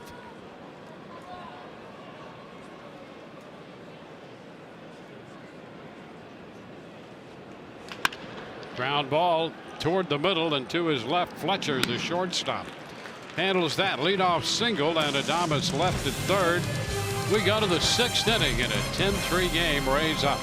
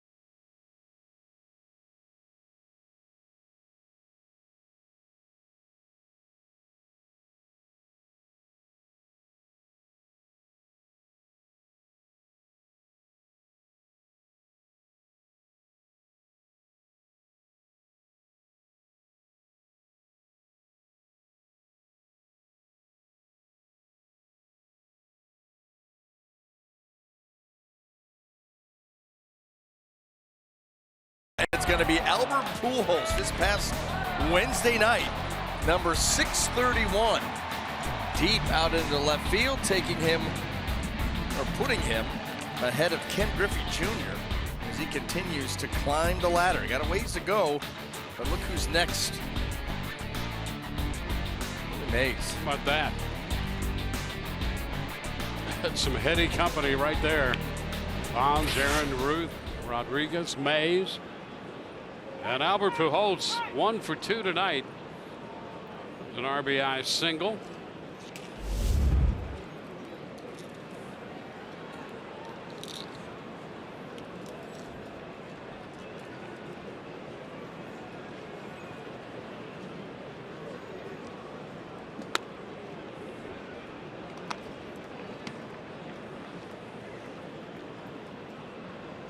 Pujols, Fletcher, the shortstop, will be next, and then Coward, the second baseman, third.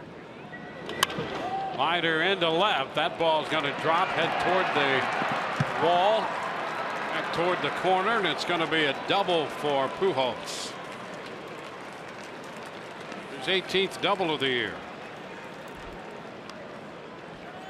Number 6, Fletcher. Able to pull that ball into the corner. And this has been the little game here tonight. It's been Yarbrough's cutter in, trying to get it in on the label, and these angel hitters trying to pull their hands through and get the barrel to it.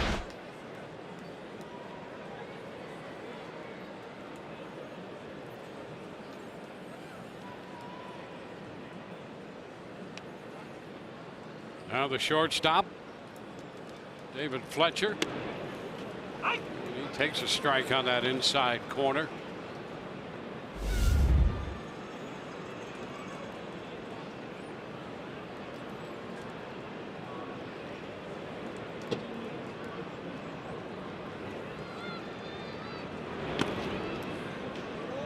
One.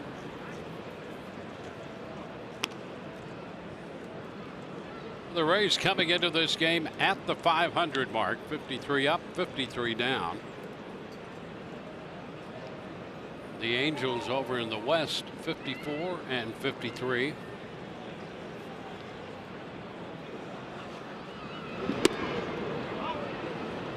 The near miss there.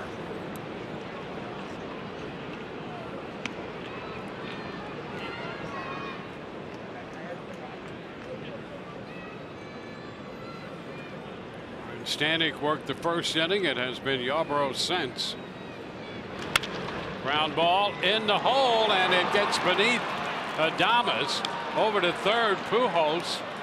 And Malik Smith decides to go back to second with the throw. And Fletcher is aboard. Well, it looked like for a second there that Pujols had given up on going to third. This ground ball out in front of him. There's the dive by Duffy, and then Adames, that ball squirts by him, and then Pujols makes a late decision to head, and you got Malik Smith debating, do I go to third, do I get it into second? There's the ball off the glove of Adames. Looks like he's just going to give it up and then says, you know what, forget this, we need some runs.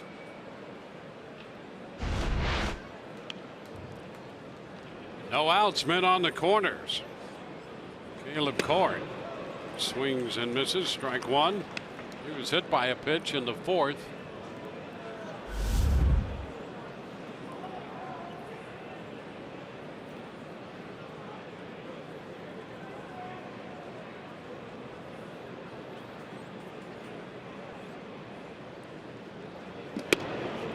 That's a strike on the outside corner.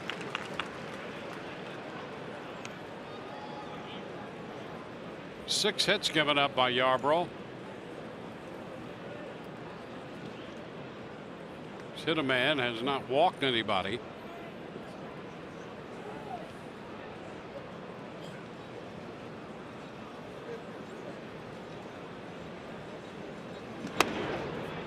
This is with a fastball up.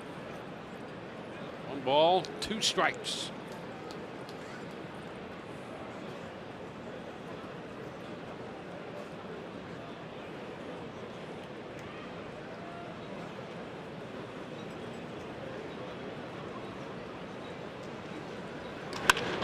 Liner into center. Kiermaier will make the catch. Tag. Pujols decides to hold, and the runners will still be at first and third. That's the first out. And Kiermaier from the beginning with the aim of keeping Pujols at third. Well, Pujols does not run well anymore. We've seen that time and again. Not like he was ever a burner, but really laboring as he runs nowadays. And this liner right at Kiermaier, well positioned. Know he's got a good arm and likes to show it off. And Pujols says, I think I'll stick right here at third base.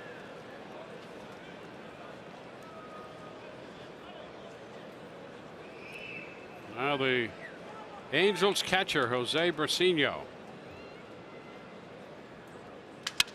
And a broken bat liner into left. That will get the run home. Pujols scores from third. Fletcher goes to second. So the Angels pick up their fourth run of the night. Now it's 10-4. Changeup. And Brasino goes out and gets it right off the end of the bat. It costs him that bat, but it drives in a run. You've got two runners aboard, and you know that Kevin Cash and Kyle Snyder would like this little uprising to be put down right now. Jeffrey Marte, a right-handed bat, playing third base tonight.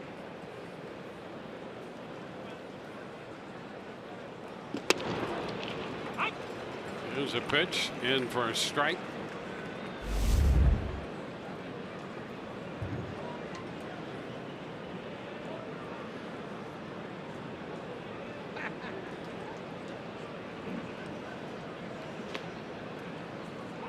One and one.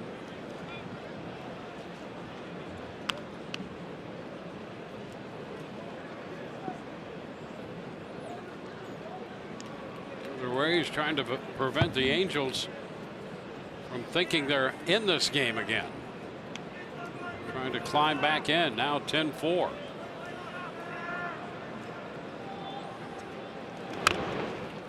Tapper foul. 1-2.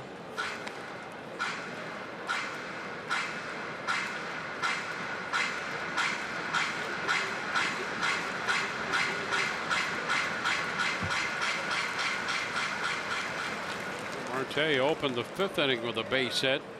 He came into this game 2 of his last 32. Is 1 for 2 tonight.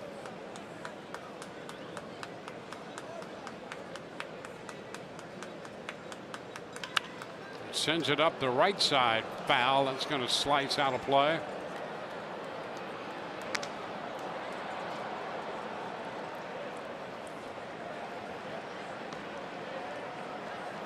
Youngster with a souvenir there.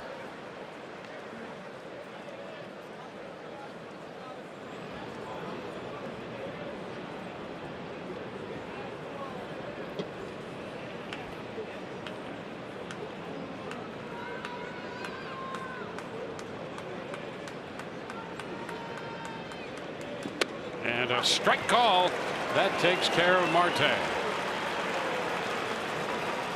Out number 2. Boy, it's been so much of the cutter in on the righties that here Yarbrough goes just with the traditional fastball, 90 miles an hour, and boy, does he spot that up very well. Good job of driving that pitch to its spot, good reach, and a nice presentation there by Perez.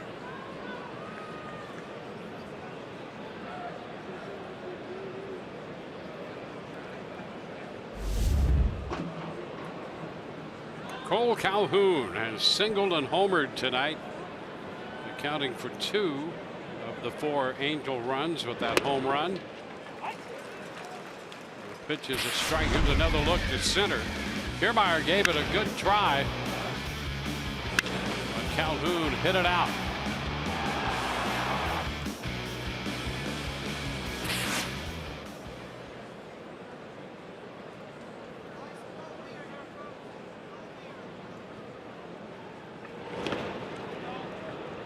One.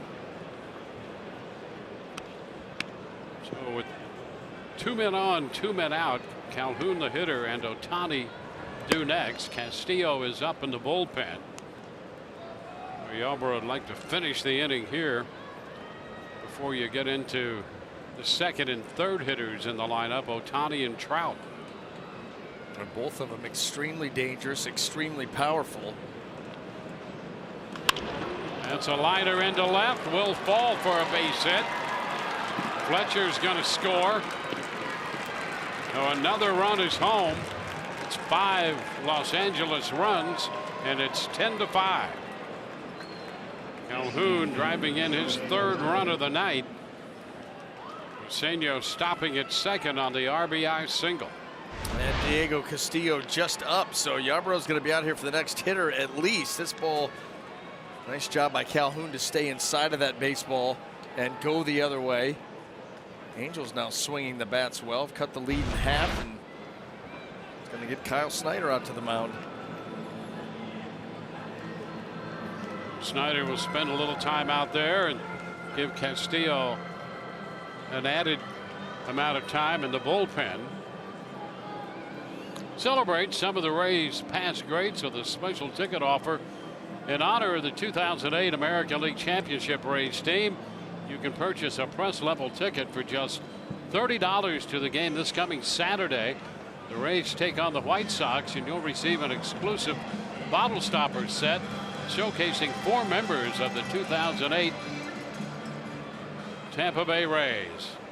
For more info, visit raysbaseball.com/2008.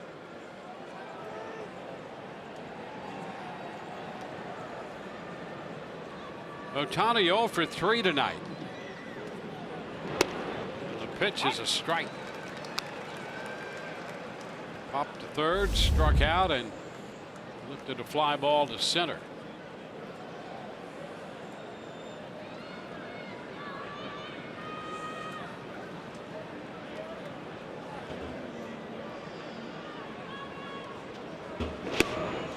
Starts to go and lays off. Sweeps wide.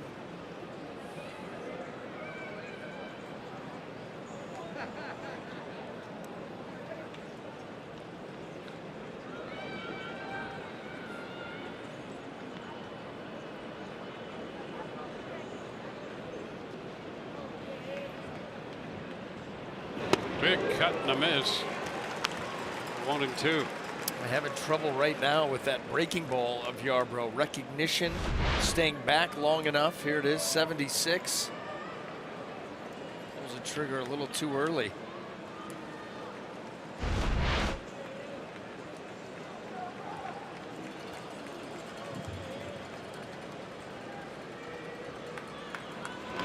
And he reaches and fouls this one. Another breaking ball. Boy, this is where if you could choke that pitch back a little bit and take off just a little bit more, never would be able to wait back long enough. Just able to go out and spoil it.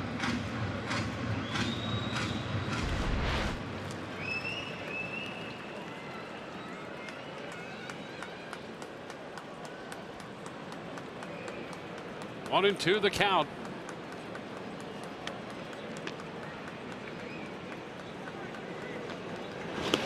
That's low, covered up. Nice job by Perez. The count goes to 2-2.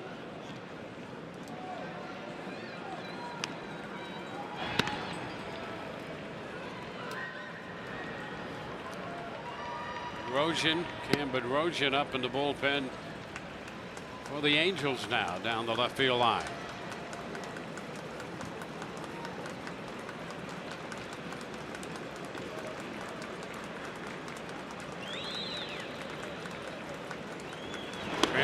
He got him on the breaking ball, went back to it, strikes him out.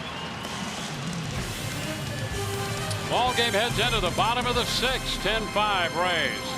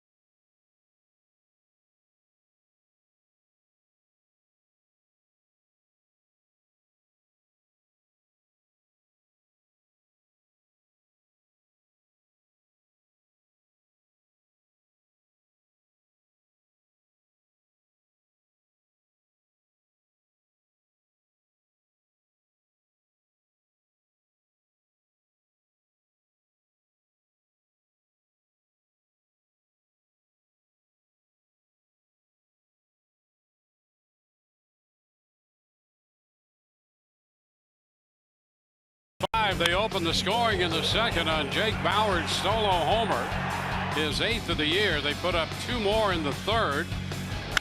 The triple by Kiermaier, the key hit in that inning, and then a 7-run 4th inning. The Rays took advantage of 6 hits in the 7-run inning in the 4th.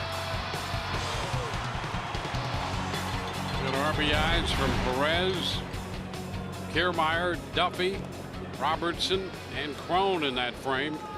2 more from Gomez. The Rays sent 12 men to the plate. Robertson will open the bottom of the 6th. He takes a breaking ball low and outside.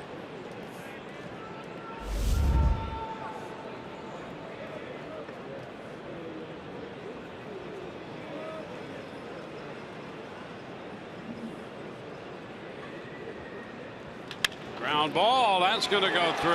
Base hit. The Rays pick up another hit.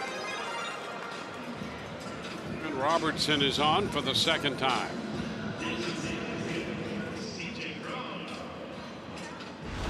We're going to try to answer here. And the Rays, they've been swinging the bats well all night. Breaking ball right here. Daniel Robertson stays right on it. Finds an opening on the left side. C.J. Crone, an RBI single in the 4th, 1 for 3.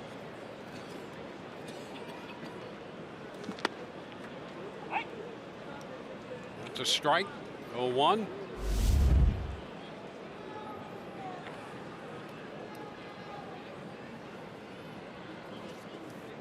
Rays home, 2 more against the Angels on this stand. Night game tomorrow, day game on Thursday here. A little low at the knees, a little below the knees. 1-1.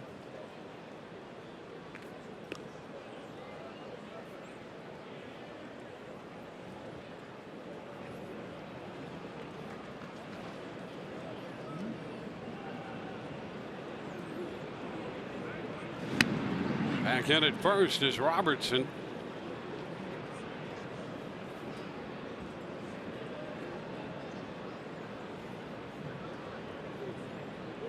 Well, all the Rays had reached base tonight.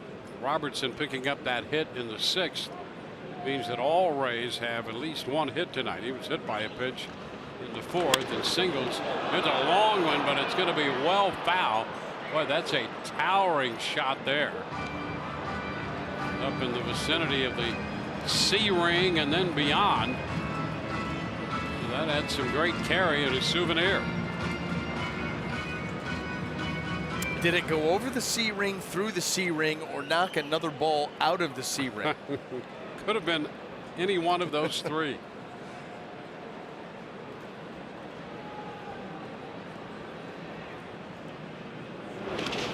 Crone started to go. Check, now a throw to first, and they have Robertson caught off first. And there's a tag.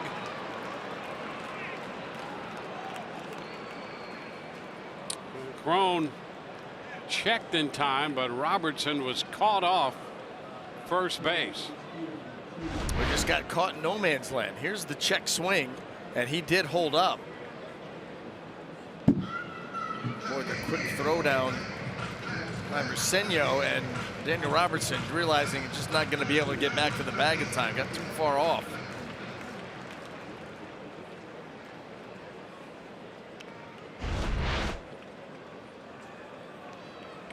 Couple of dance steps in that rundown there between Pujols and Robertson back and forth.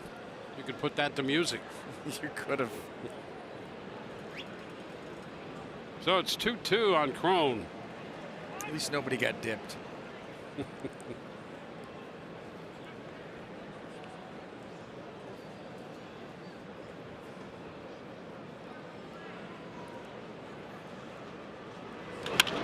Liner into left, but that's going to stay up, and Upton makes the catch. 2 gone in the 6th inning.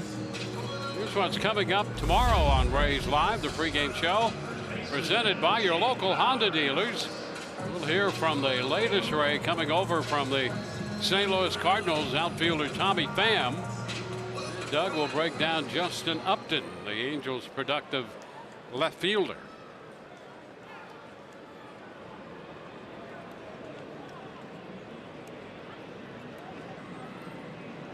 Jake Bowers. Pitch outside, 1-0.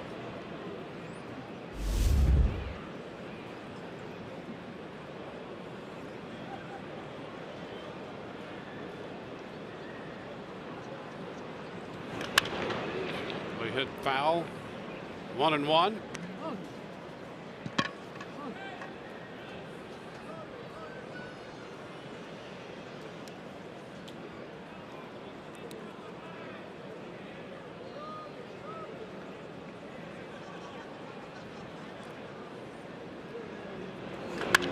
High fly ball toward the right field corner. Long run for Calhoun. He has room and makes the catch right in front of the wall to retire Bowers. Another towering fly ball to right. Mike Trout's going to lead off when we come back through 6. Rays lead 10-5.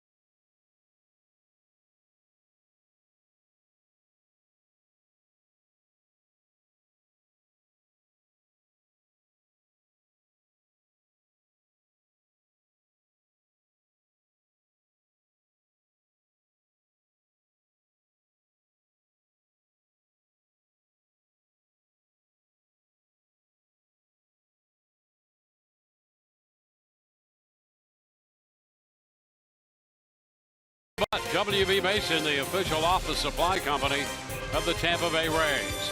By Publix, where shopping is a pleasure. And by Geico. 15 minutes could save you 15% or more on car insurance.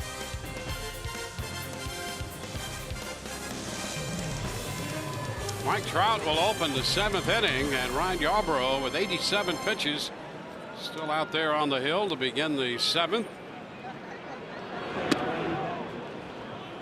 First pitch misses. It stayed wide. 1-0. Trout doubled and scored. He led off the 4th with a double. Pujols drove him in. Cut and a miss. 1-1.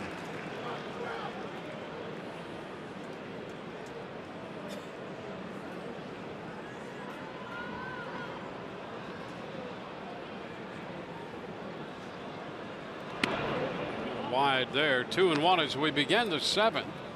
Diego Castillo at the ready in the Rays bullpen.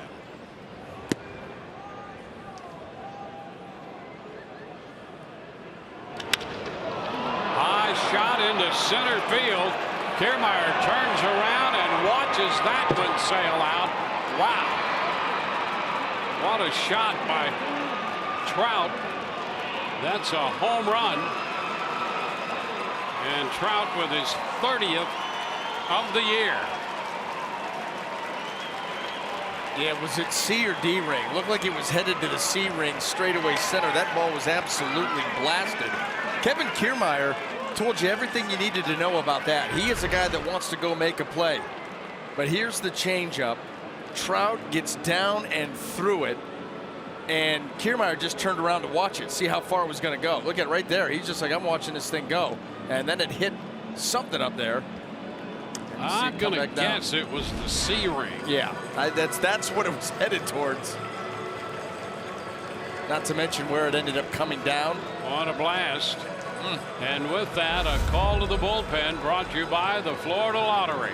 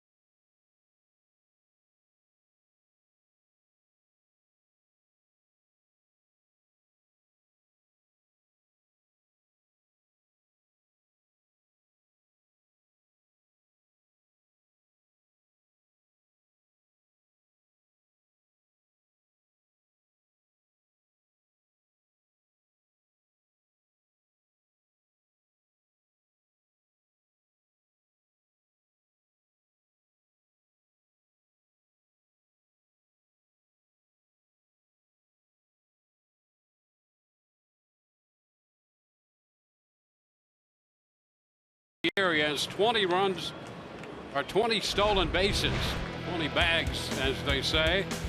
And he joins Willie Mays, the only players with 3 30 home run, 20 stolen base seasons by the age of 26 or younger. Trout, the first American leaguer to do that, and Willie Mays, the only other hitter in Major League history. Now it's Diego Castillo against Justin Upton. Pitch is upstairs, 1-0.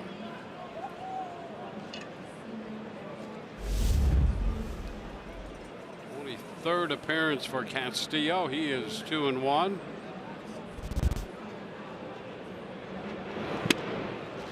Now wide, a fastball, 2-0.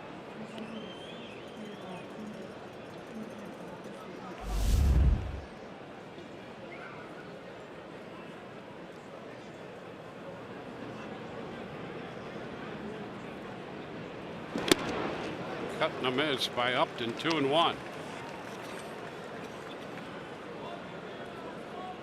Well, it's a 4-run game now. At one point it was 10-1. Now it's 10-6.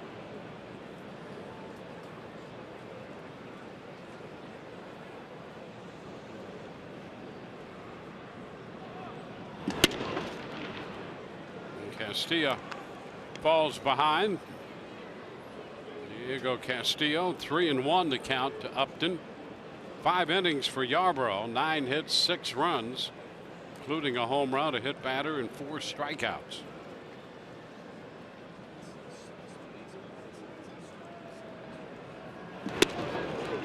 Now it's 3-2.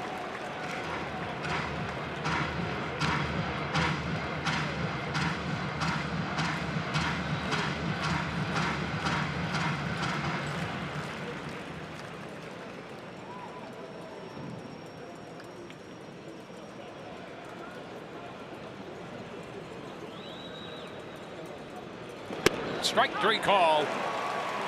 Upton out, #1 here in the 7th. Rays counting outs now. Well, D. Wayne, this is right here. That's where it hit.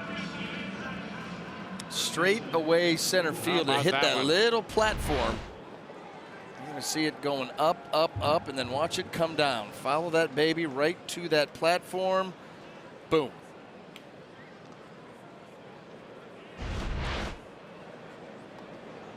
And home run number 30 for Mike Trout. Castillo misses away to Pujols.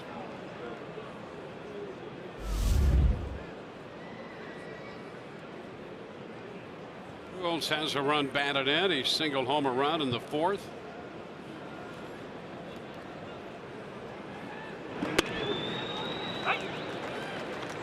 And 1. Calhoun has 3 runs batted in, 2 coming on a home run in the 5th. Erosion up again in the bullpen for the Angels. Trout with a run batted in on this home run. Pujols with an RBI. Reno with an RBI single. Now 1 and 2 on Pujols.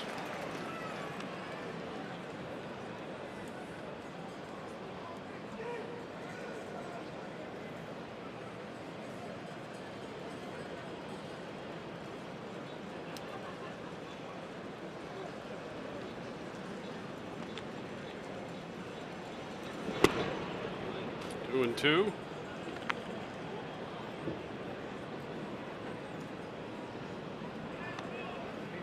It's Fletcher on deck. David Fletcher.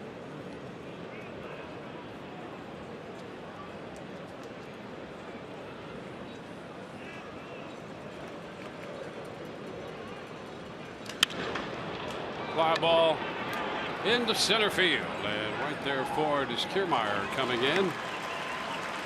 Who holds the second out here in the 7th inning. He is 2 for 4 tonight. Fletcher will be the hitter.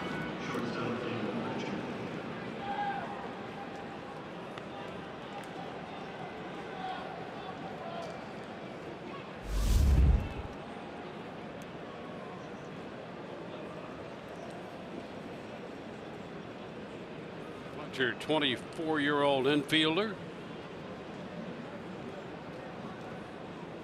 Local product for the Angels out of Orange, California. The pitch is a strike. Well, described as that, that scrappy blue collar, play the game the right way, play the game hard, work hard. 1 and 1. He was a 6th round pick. And so you start to be a 6th round pick.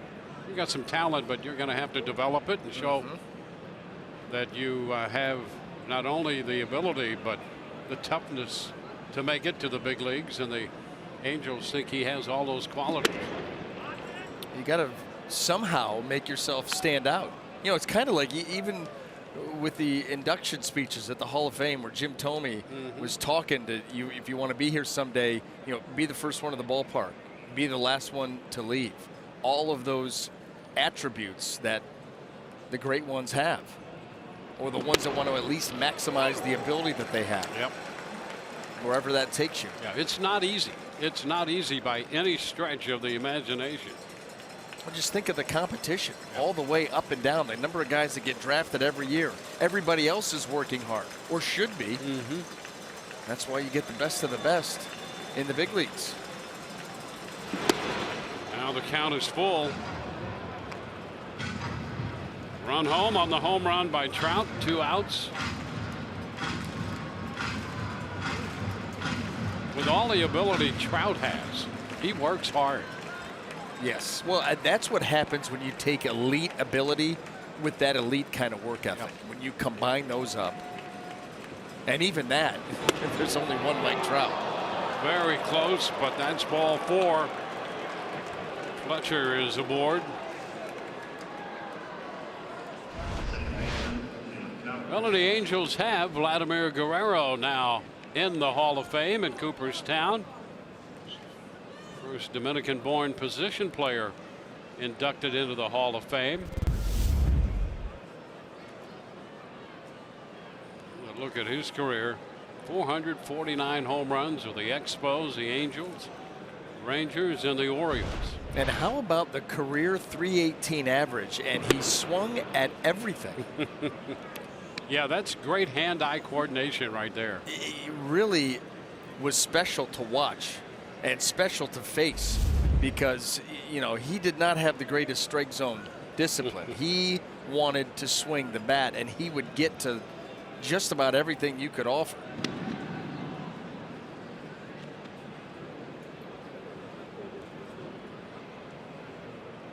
Angels with Fletcher at first.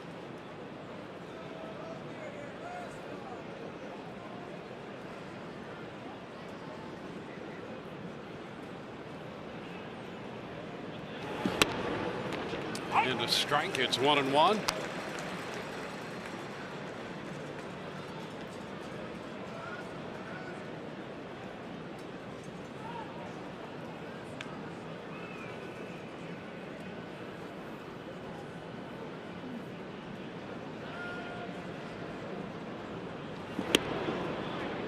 Two balls and a strike.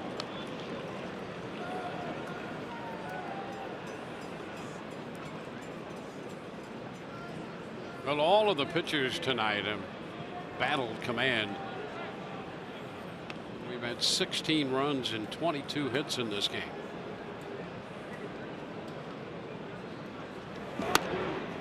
Now 3-1. Yeah, and it looked early on, you know, as Castillo comes in to face Upton and Pujols, the strike throwing was very, very good. And the only thing that typically would derail a Castillo outing is that lack of command, having a hard time keeping the fastball on the plate. Same thing with the slider, and it's starting to elude him here, a couple hitters in. And that's a strike and a full count. That's such a lively arm, and he gets so much movement on that fastball at such high velocity. It's a combination that you don't see very often. Tough to get a 96, 97 mile an hour fastball to move like he does with the kind of late finish.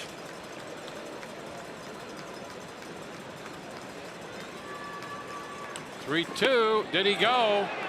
He did not," says Nick Marley down at third. Rays looking for a call there, and that's ball 4. 2 men on now. Here's another look. Could have. Yes, they could.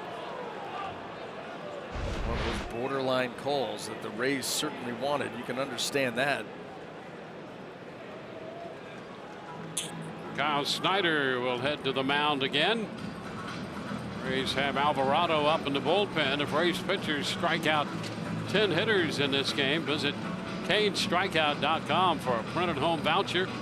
Take that to Canes Furniture within 7 days and receive a coupon for 2 free tacos and chips at participating area Tijuana Flats locations. Restrictions apply.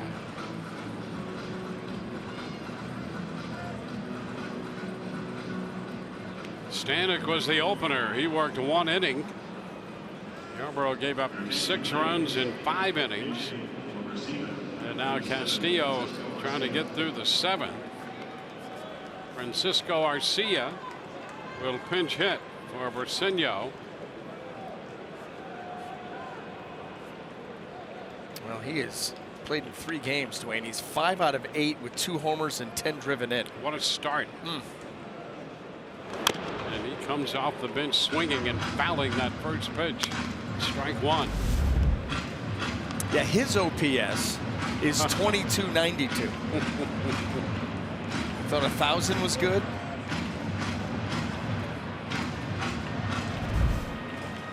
Got 10 runs batted in. Boy, that is some kind of production rate. 8 at bats. Think about that. He gets 600 at bats, Dwayne. He drives in like 735 runs. Got to get him immediately.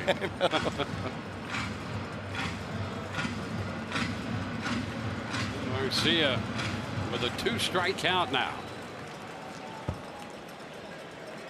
Francisco Arcia out of Venezuela.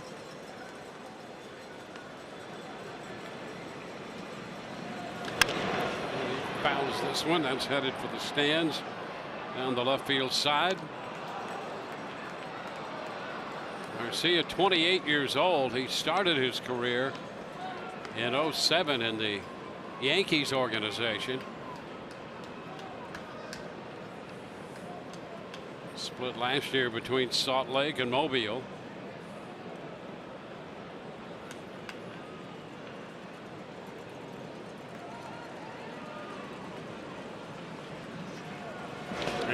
is out on strikes on that pitch starting down. Throw down to first by Perez to close out the top of the 7th inning with the Rays leading 10-6.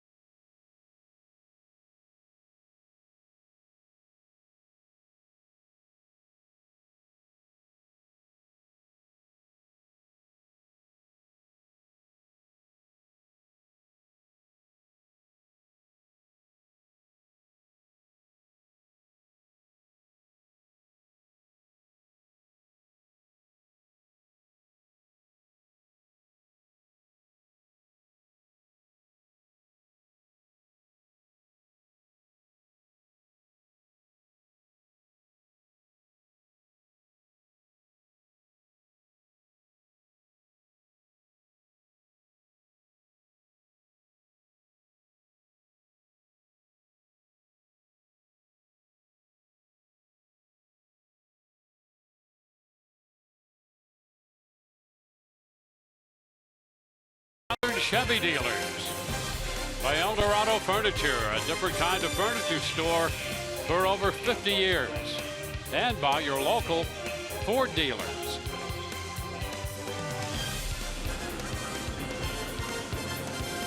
Well, the home run by Mike Trout has made it a 4-run game. We go to the Rays half of the 7th inning. And a new battery, Francisco Arcia, now takes over behind the plate, and Cam Bedrosian is the new Angels pitcher. Well, Bedrosian has appeared in 51 games, covering 46 2/3 innings. Does have 43 strikeouts and an ERA of 3.47 as the Angels have started to make this game a little bit uncomfortable for the Rays. They'll be looking to try to answer some of the Angel offense. Carlos Gomez has had a good night, a walk and 2 hits, couple of runs batted in, run scored, a stolen base. The first pitch from Bedrosian is a strike.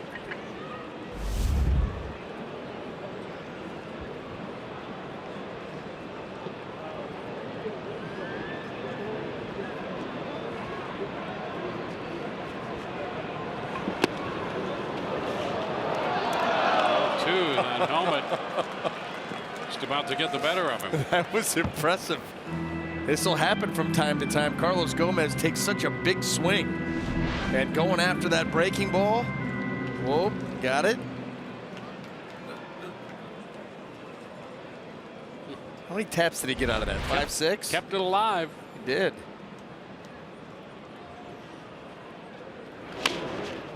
Tapper foul here. So it's still 2 strikes. He scored a run in the 2nd inning, 2 runs in the 3rd, and 7 runs in the 4th.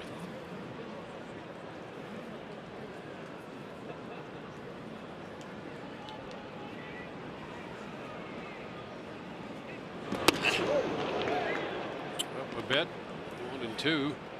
We'll use that pitch right there to set up that breaking ball down and away once again.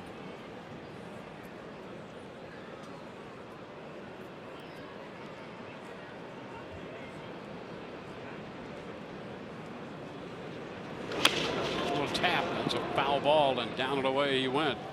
Oh, that's a good spoil by Gomez after the fastball up and in. Almost set your watch to it. You're going to come breaking ball down and away, and he's able to go out there and get enough of it so he can get another pitch.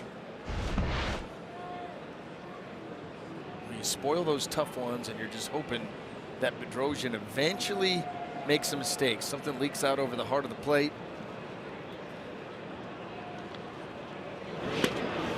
Swing and a miss. He went right back out there and got Gomez on strikes. May have taken that one even a little bit further down and away. That was a really good pitch by Bedrosian. Tough to get to that one.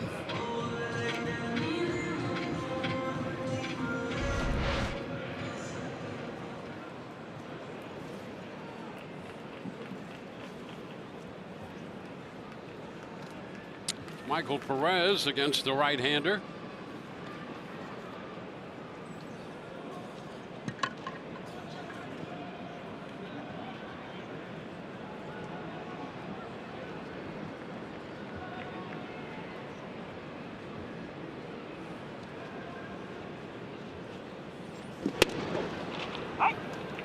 Fastball is a strike.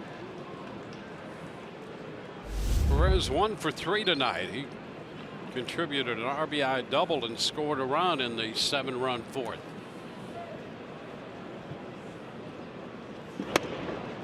Oh, 2.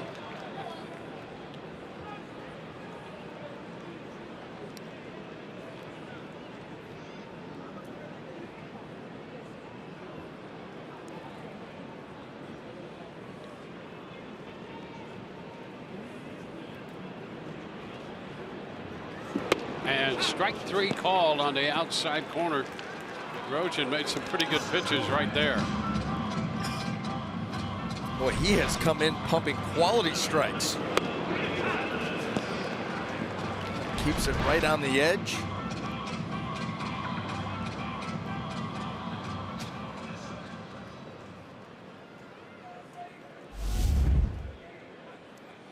Willie Adames on twice tonight with a run scored. He has walked and singled. Struck out his first time, takes the pitch too low. And the plate umpire Todd Tishner going to get that left foot out of the way just in case, and he was protected there by Arcia.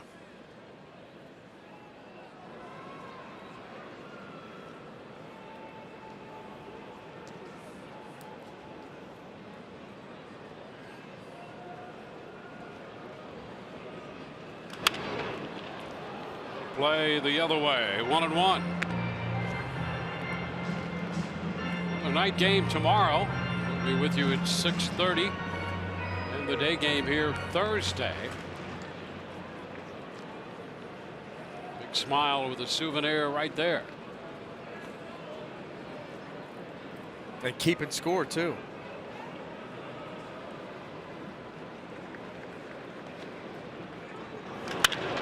Into right field, sending Calhoun back at the track. Makes the catch. Rays are out in the 7th inning. 3 up, 3 down. On to the 8th. 10-6 Tampa Bay.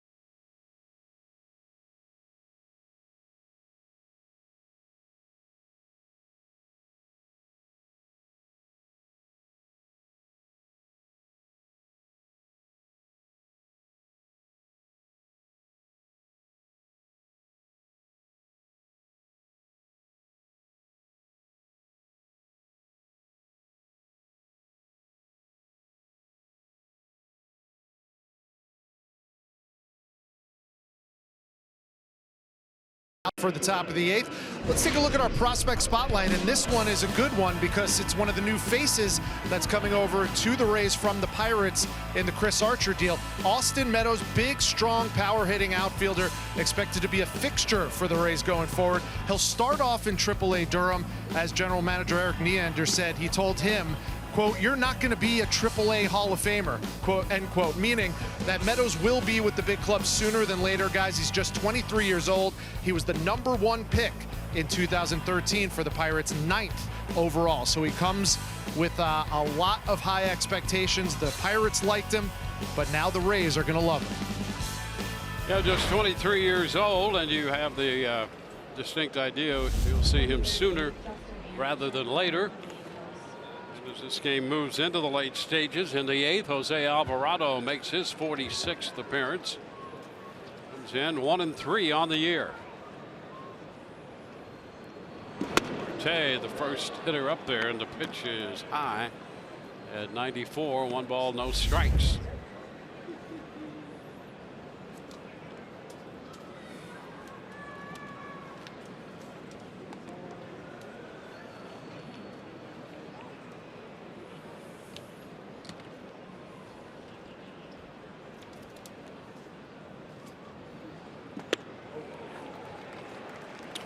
One.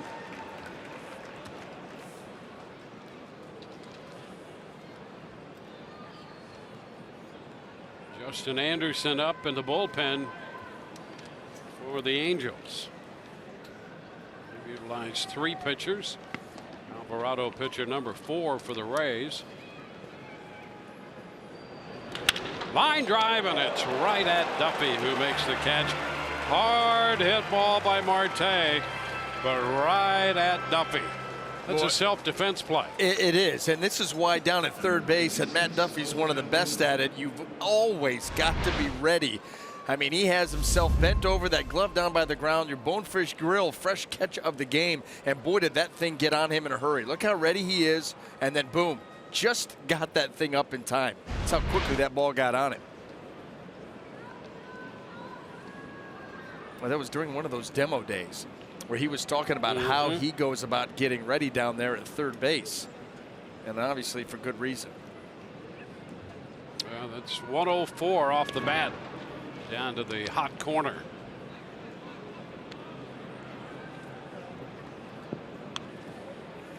Ball, no strikes, the count on Cole Calhoun.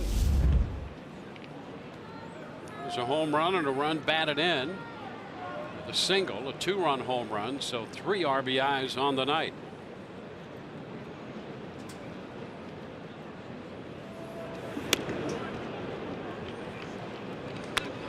Alvarado coming into this game tonight with an average fastball velocity of 97.4. At the moment, second only to Aroldis Chapman, who averages 99.1. Ground ball foul. 2-1.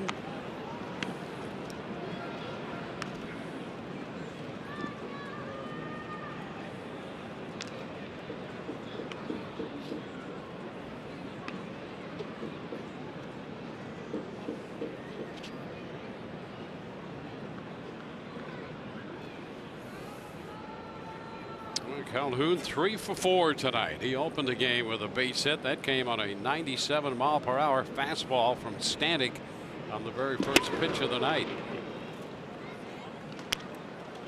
Now 3-1, facing another hard thrower here in the 8th, but from the other side. Ohtani is on deck.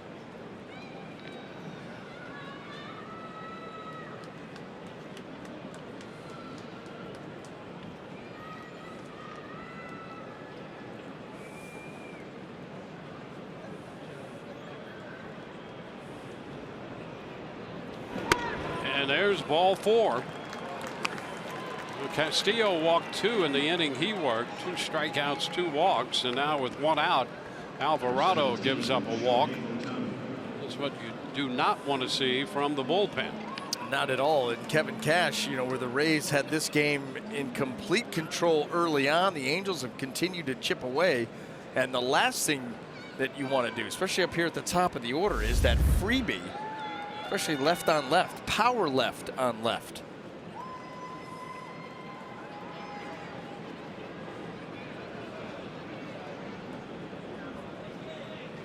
There's a liner up the middle into center field.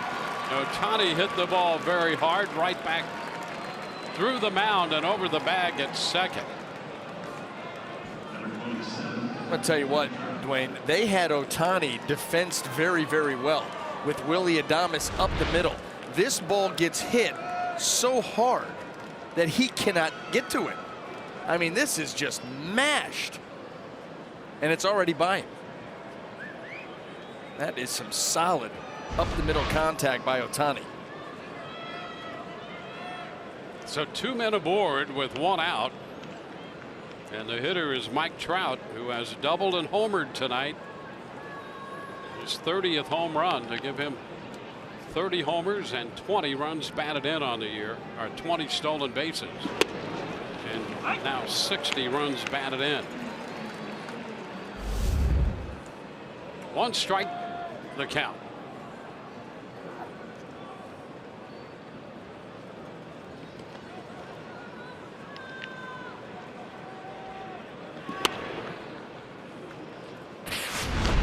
Trout hit his home run off the C ring in center field in the 7th inning.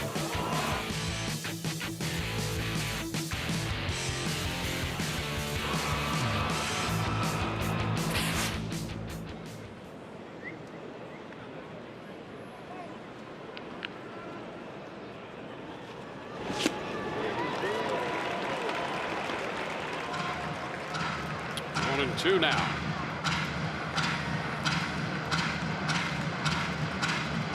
The Rays have 12 hits. At one point led 10-1. The Angels have 11 hits and have closed the gap to 4 with 2 men on and only 1 out in the 8th.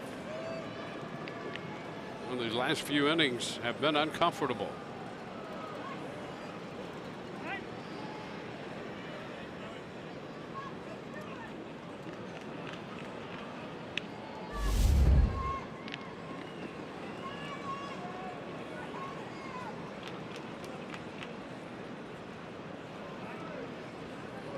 A little trouble communicating, and Perez heads to the mound.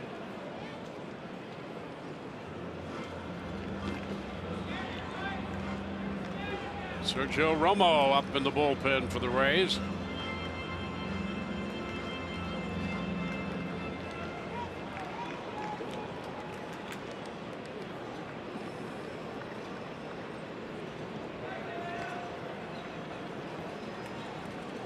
The 1-2 and strike 3 called. He gets Trout.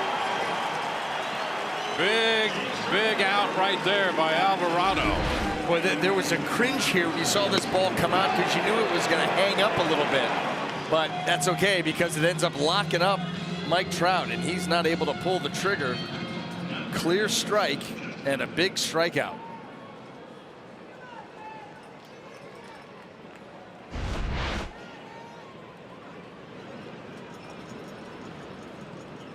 Two outs. Now Justin Upton.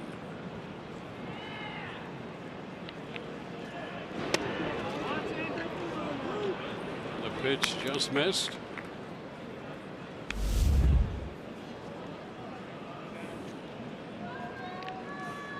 Upton reached in the first when he walked. Otherwise 0 for 3.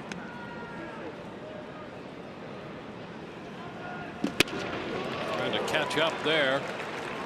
And it's 1-1.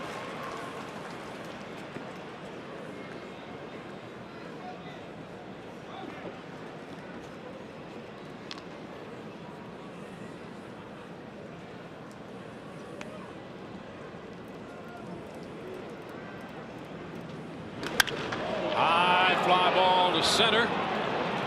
Kiermaier is there waiting, and the Angels do not score. They leave 2. Bottom of the 8th coming. 10-6 Rays.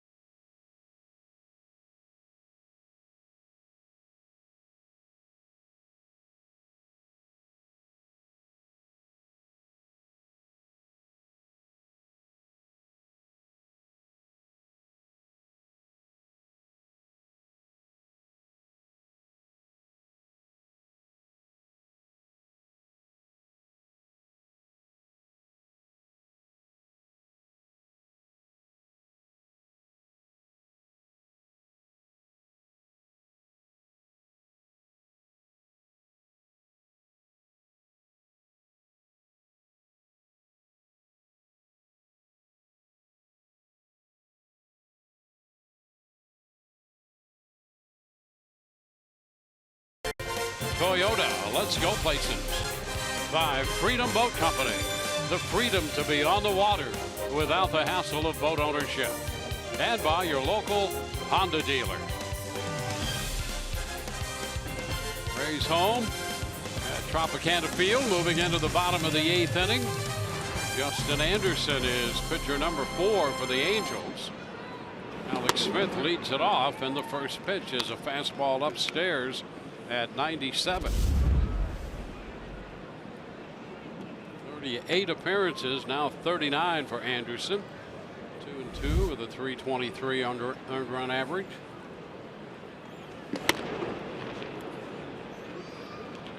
Smith has been on twice tonight and scored 2 runs. 2 for 3 from Alex.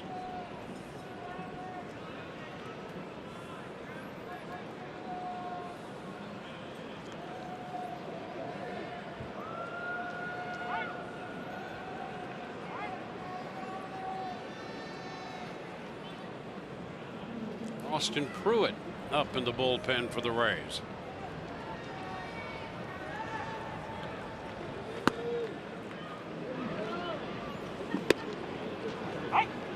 There's a strike, 2-1.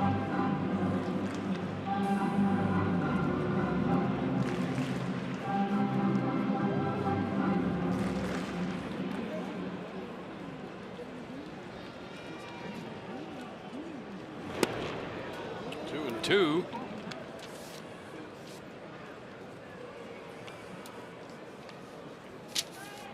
Rays got all of their runs off the starter Tyler Skaggs.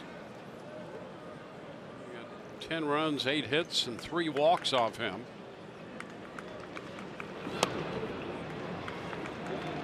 The count is full. No runs, 4 hits off Ramirez in 2 2/3. He inherited the bases loaded. All 3 men scored. And a perfect inning for Bedrosian. Now Anderson, and there's a liner into center. Alex Smith has his 3rd hit of the night. Leads off the bottom of the 8th.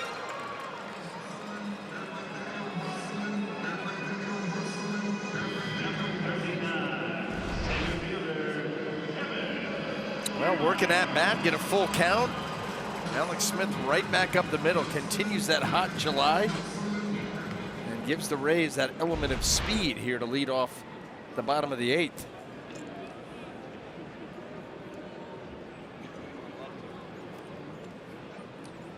Here's the 5th plate appearance of the night for Kevin Kiermaier. Strike 1. Kevin has tripled and walked, scoring 2 runs and driving in 2.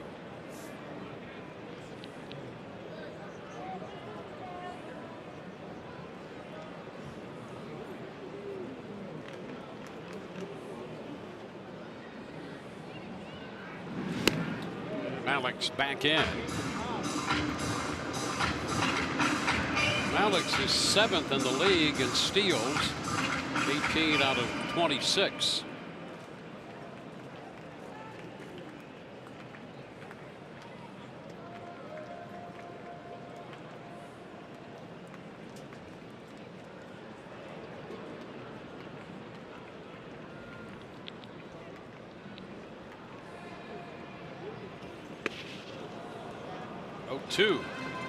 We've got a nasty breaking ball. Throws it hard. Good velocity on the heater. Everything that he delivers has got some quickness to it. Let's see if Alex Smith.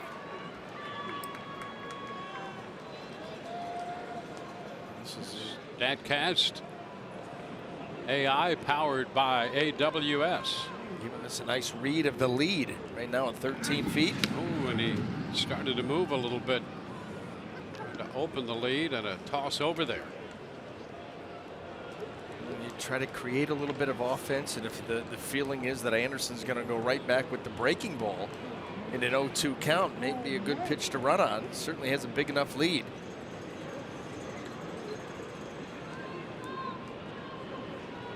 And a pitch out.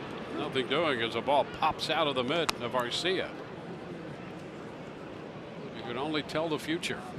About, you know, they make the right call. You know, they've got the count to do it, a pitch to waste, and then it gets clanked.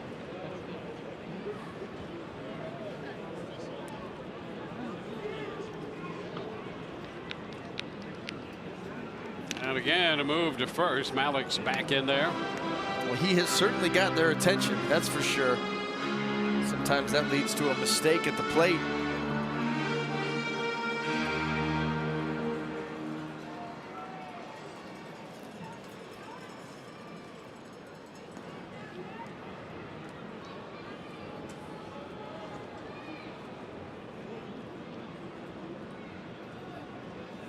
And again, a move, and he got him. He picked him off. Malik's picked off first, and the Rays lose that base runner. And you know what, Dwayne? It was earlier, the foreshadowing. If only you could predict the future. They got him leaning earlier and got him again. You see that first initial move is towards second base, and that's all it takes. Big lead, false step, and you're done. Clearly. There's a breaking ball down and in. It's 2-2.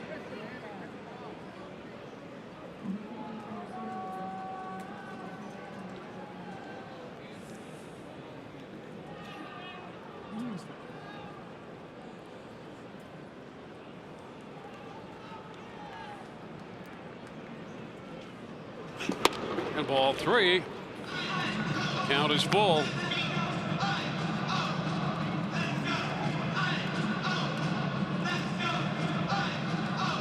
On deck is Matt Duffy.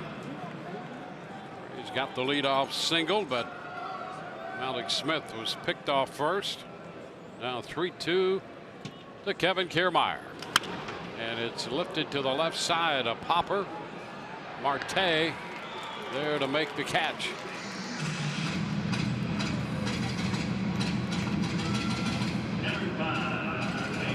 Well, 2 outs with the bases empty. Sergio Romo joining Austin Pruitt in the Rays bullpen.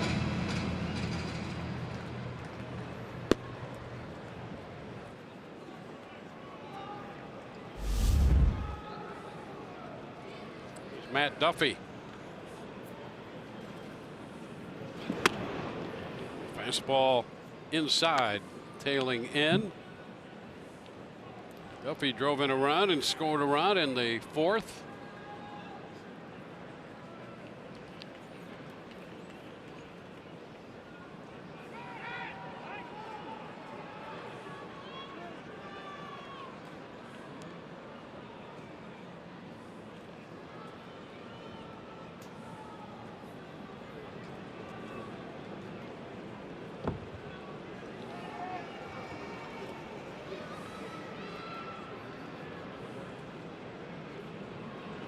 Into the dirt. It's 2-0.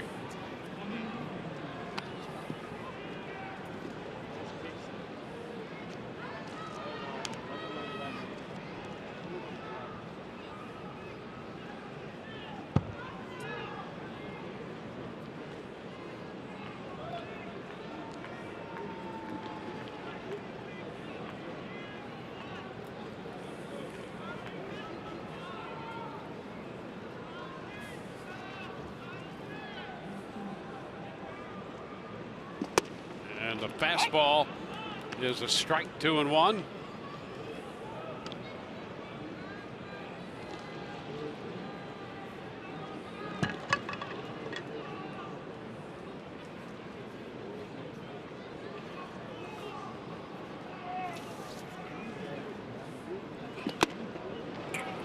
Powered with that one, and it's 2-2.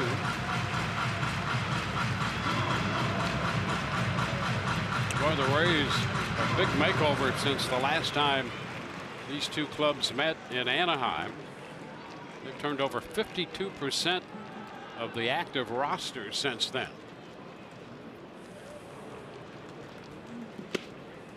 Pitch is down, 3-2. Give these guys a completely different look. But that's the way that that it has been.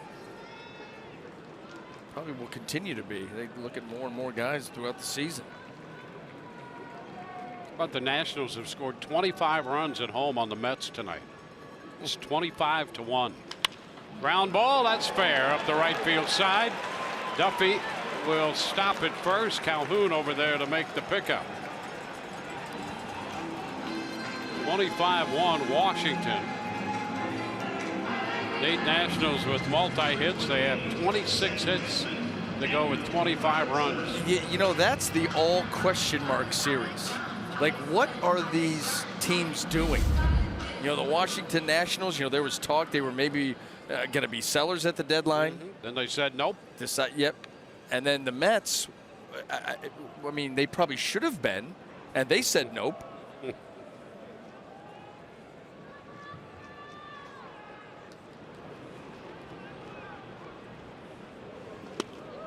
Wave and a miss by Robertson. Strike one. Opening slider.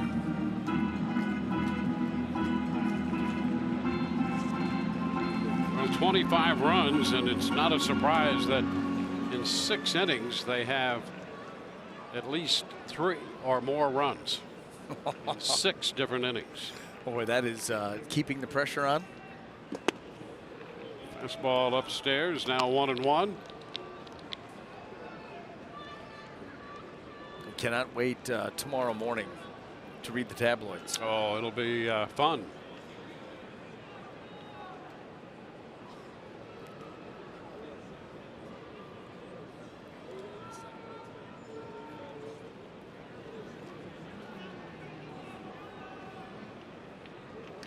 And a chopper toward the middle, right there for it. Cowart, who steps on the bag. And the Rays are out in the 8th. We go to the 9th. It's 10-6 Rays.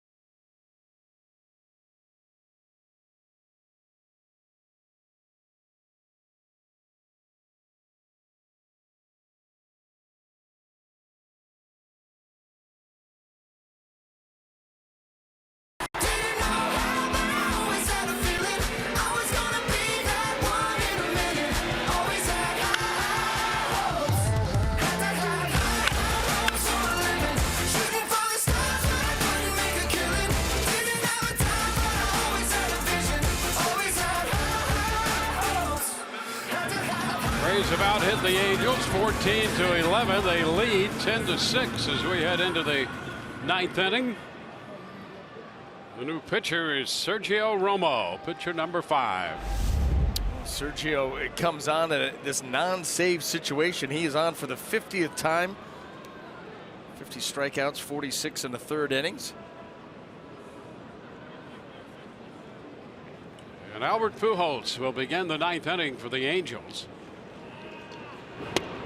This pitch is a strike. Alvarado worked 1 inning, gave up 1 hit, 1 walk, no runs, and picked up a strikeout.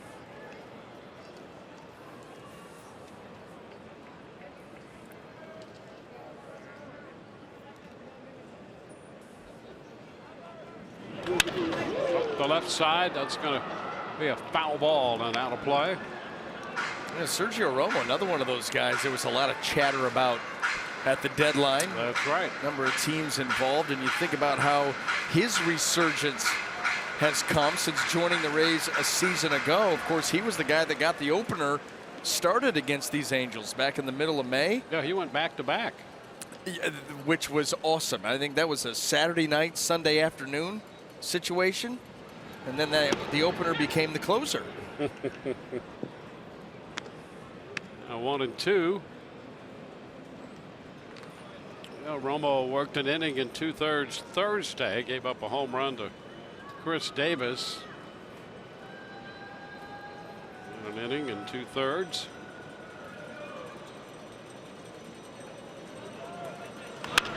Ground ball, that's going to go into center. A base hit for Pujols. I'll tell you what, wait till you see the swing. And everybody getting a chuckle out of that. He goes with the breaking ball. You're worried about Pujols' power, of course. But the breaking ball down and away, and this was a swing designed to go the other way. Let it get into the zone. He just goes out there and slaps it. Knows he's got a wide open right side to work with and doesn't try to do too much with it. Oh, it's a final in Washington. The Nationals beat the Mets 25-4. Ooh, a little late comeback there attempt. He didn't give up on it, Dwayne. That's right. Fletcher takes a strike. Fight to the end.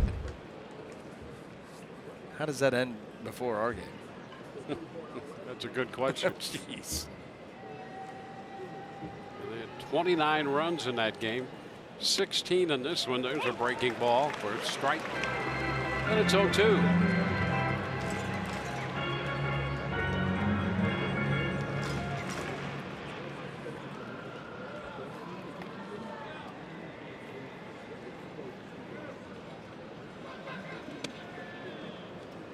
Now 1-2.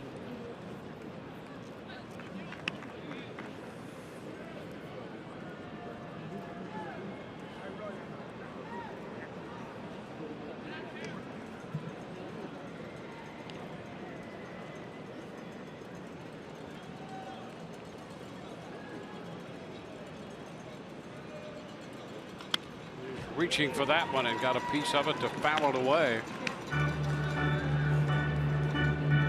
Still a ball, 2 strikes. Romo trying to get the first out in the 9th inning.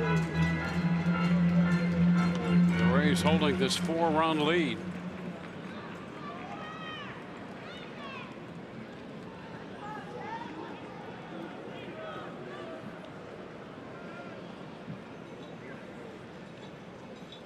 And a cut and a miss. Breaking ball gets him.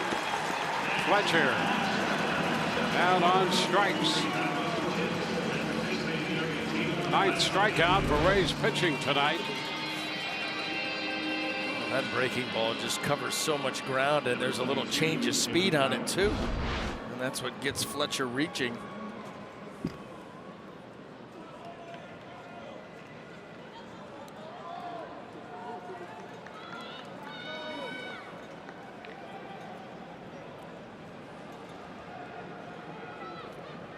Coward up here in the pitch. Ground ball. Second out to Adames, and the double play on the throw to Bowers will end this one a 4-6-3 game ender. No runs, 1 hit, and nobody left. 3 hours and 17 minutes the time of this game. 10-14-0 with 5 left for the Rays. 6-12-0, 10 left for the Angels. And Yarborough the winner. He becomes a 10-game winner now, 10-5. Skaggs the loser, 8-7 before 15,858. So the Rays are winners in the opening game of this series. Well, Brian Anderson, Dwayne Stats. Hope you've enjoyed the telecast. Rays Live, the post game coming up next. They'll review all the offense put together by the Rays. We'll hear from Kevin Cash as well. Again, the final 10-6 Rays over the Angels. We'll see you tomorrow night.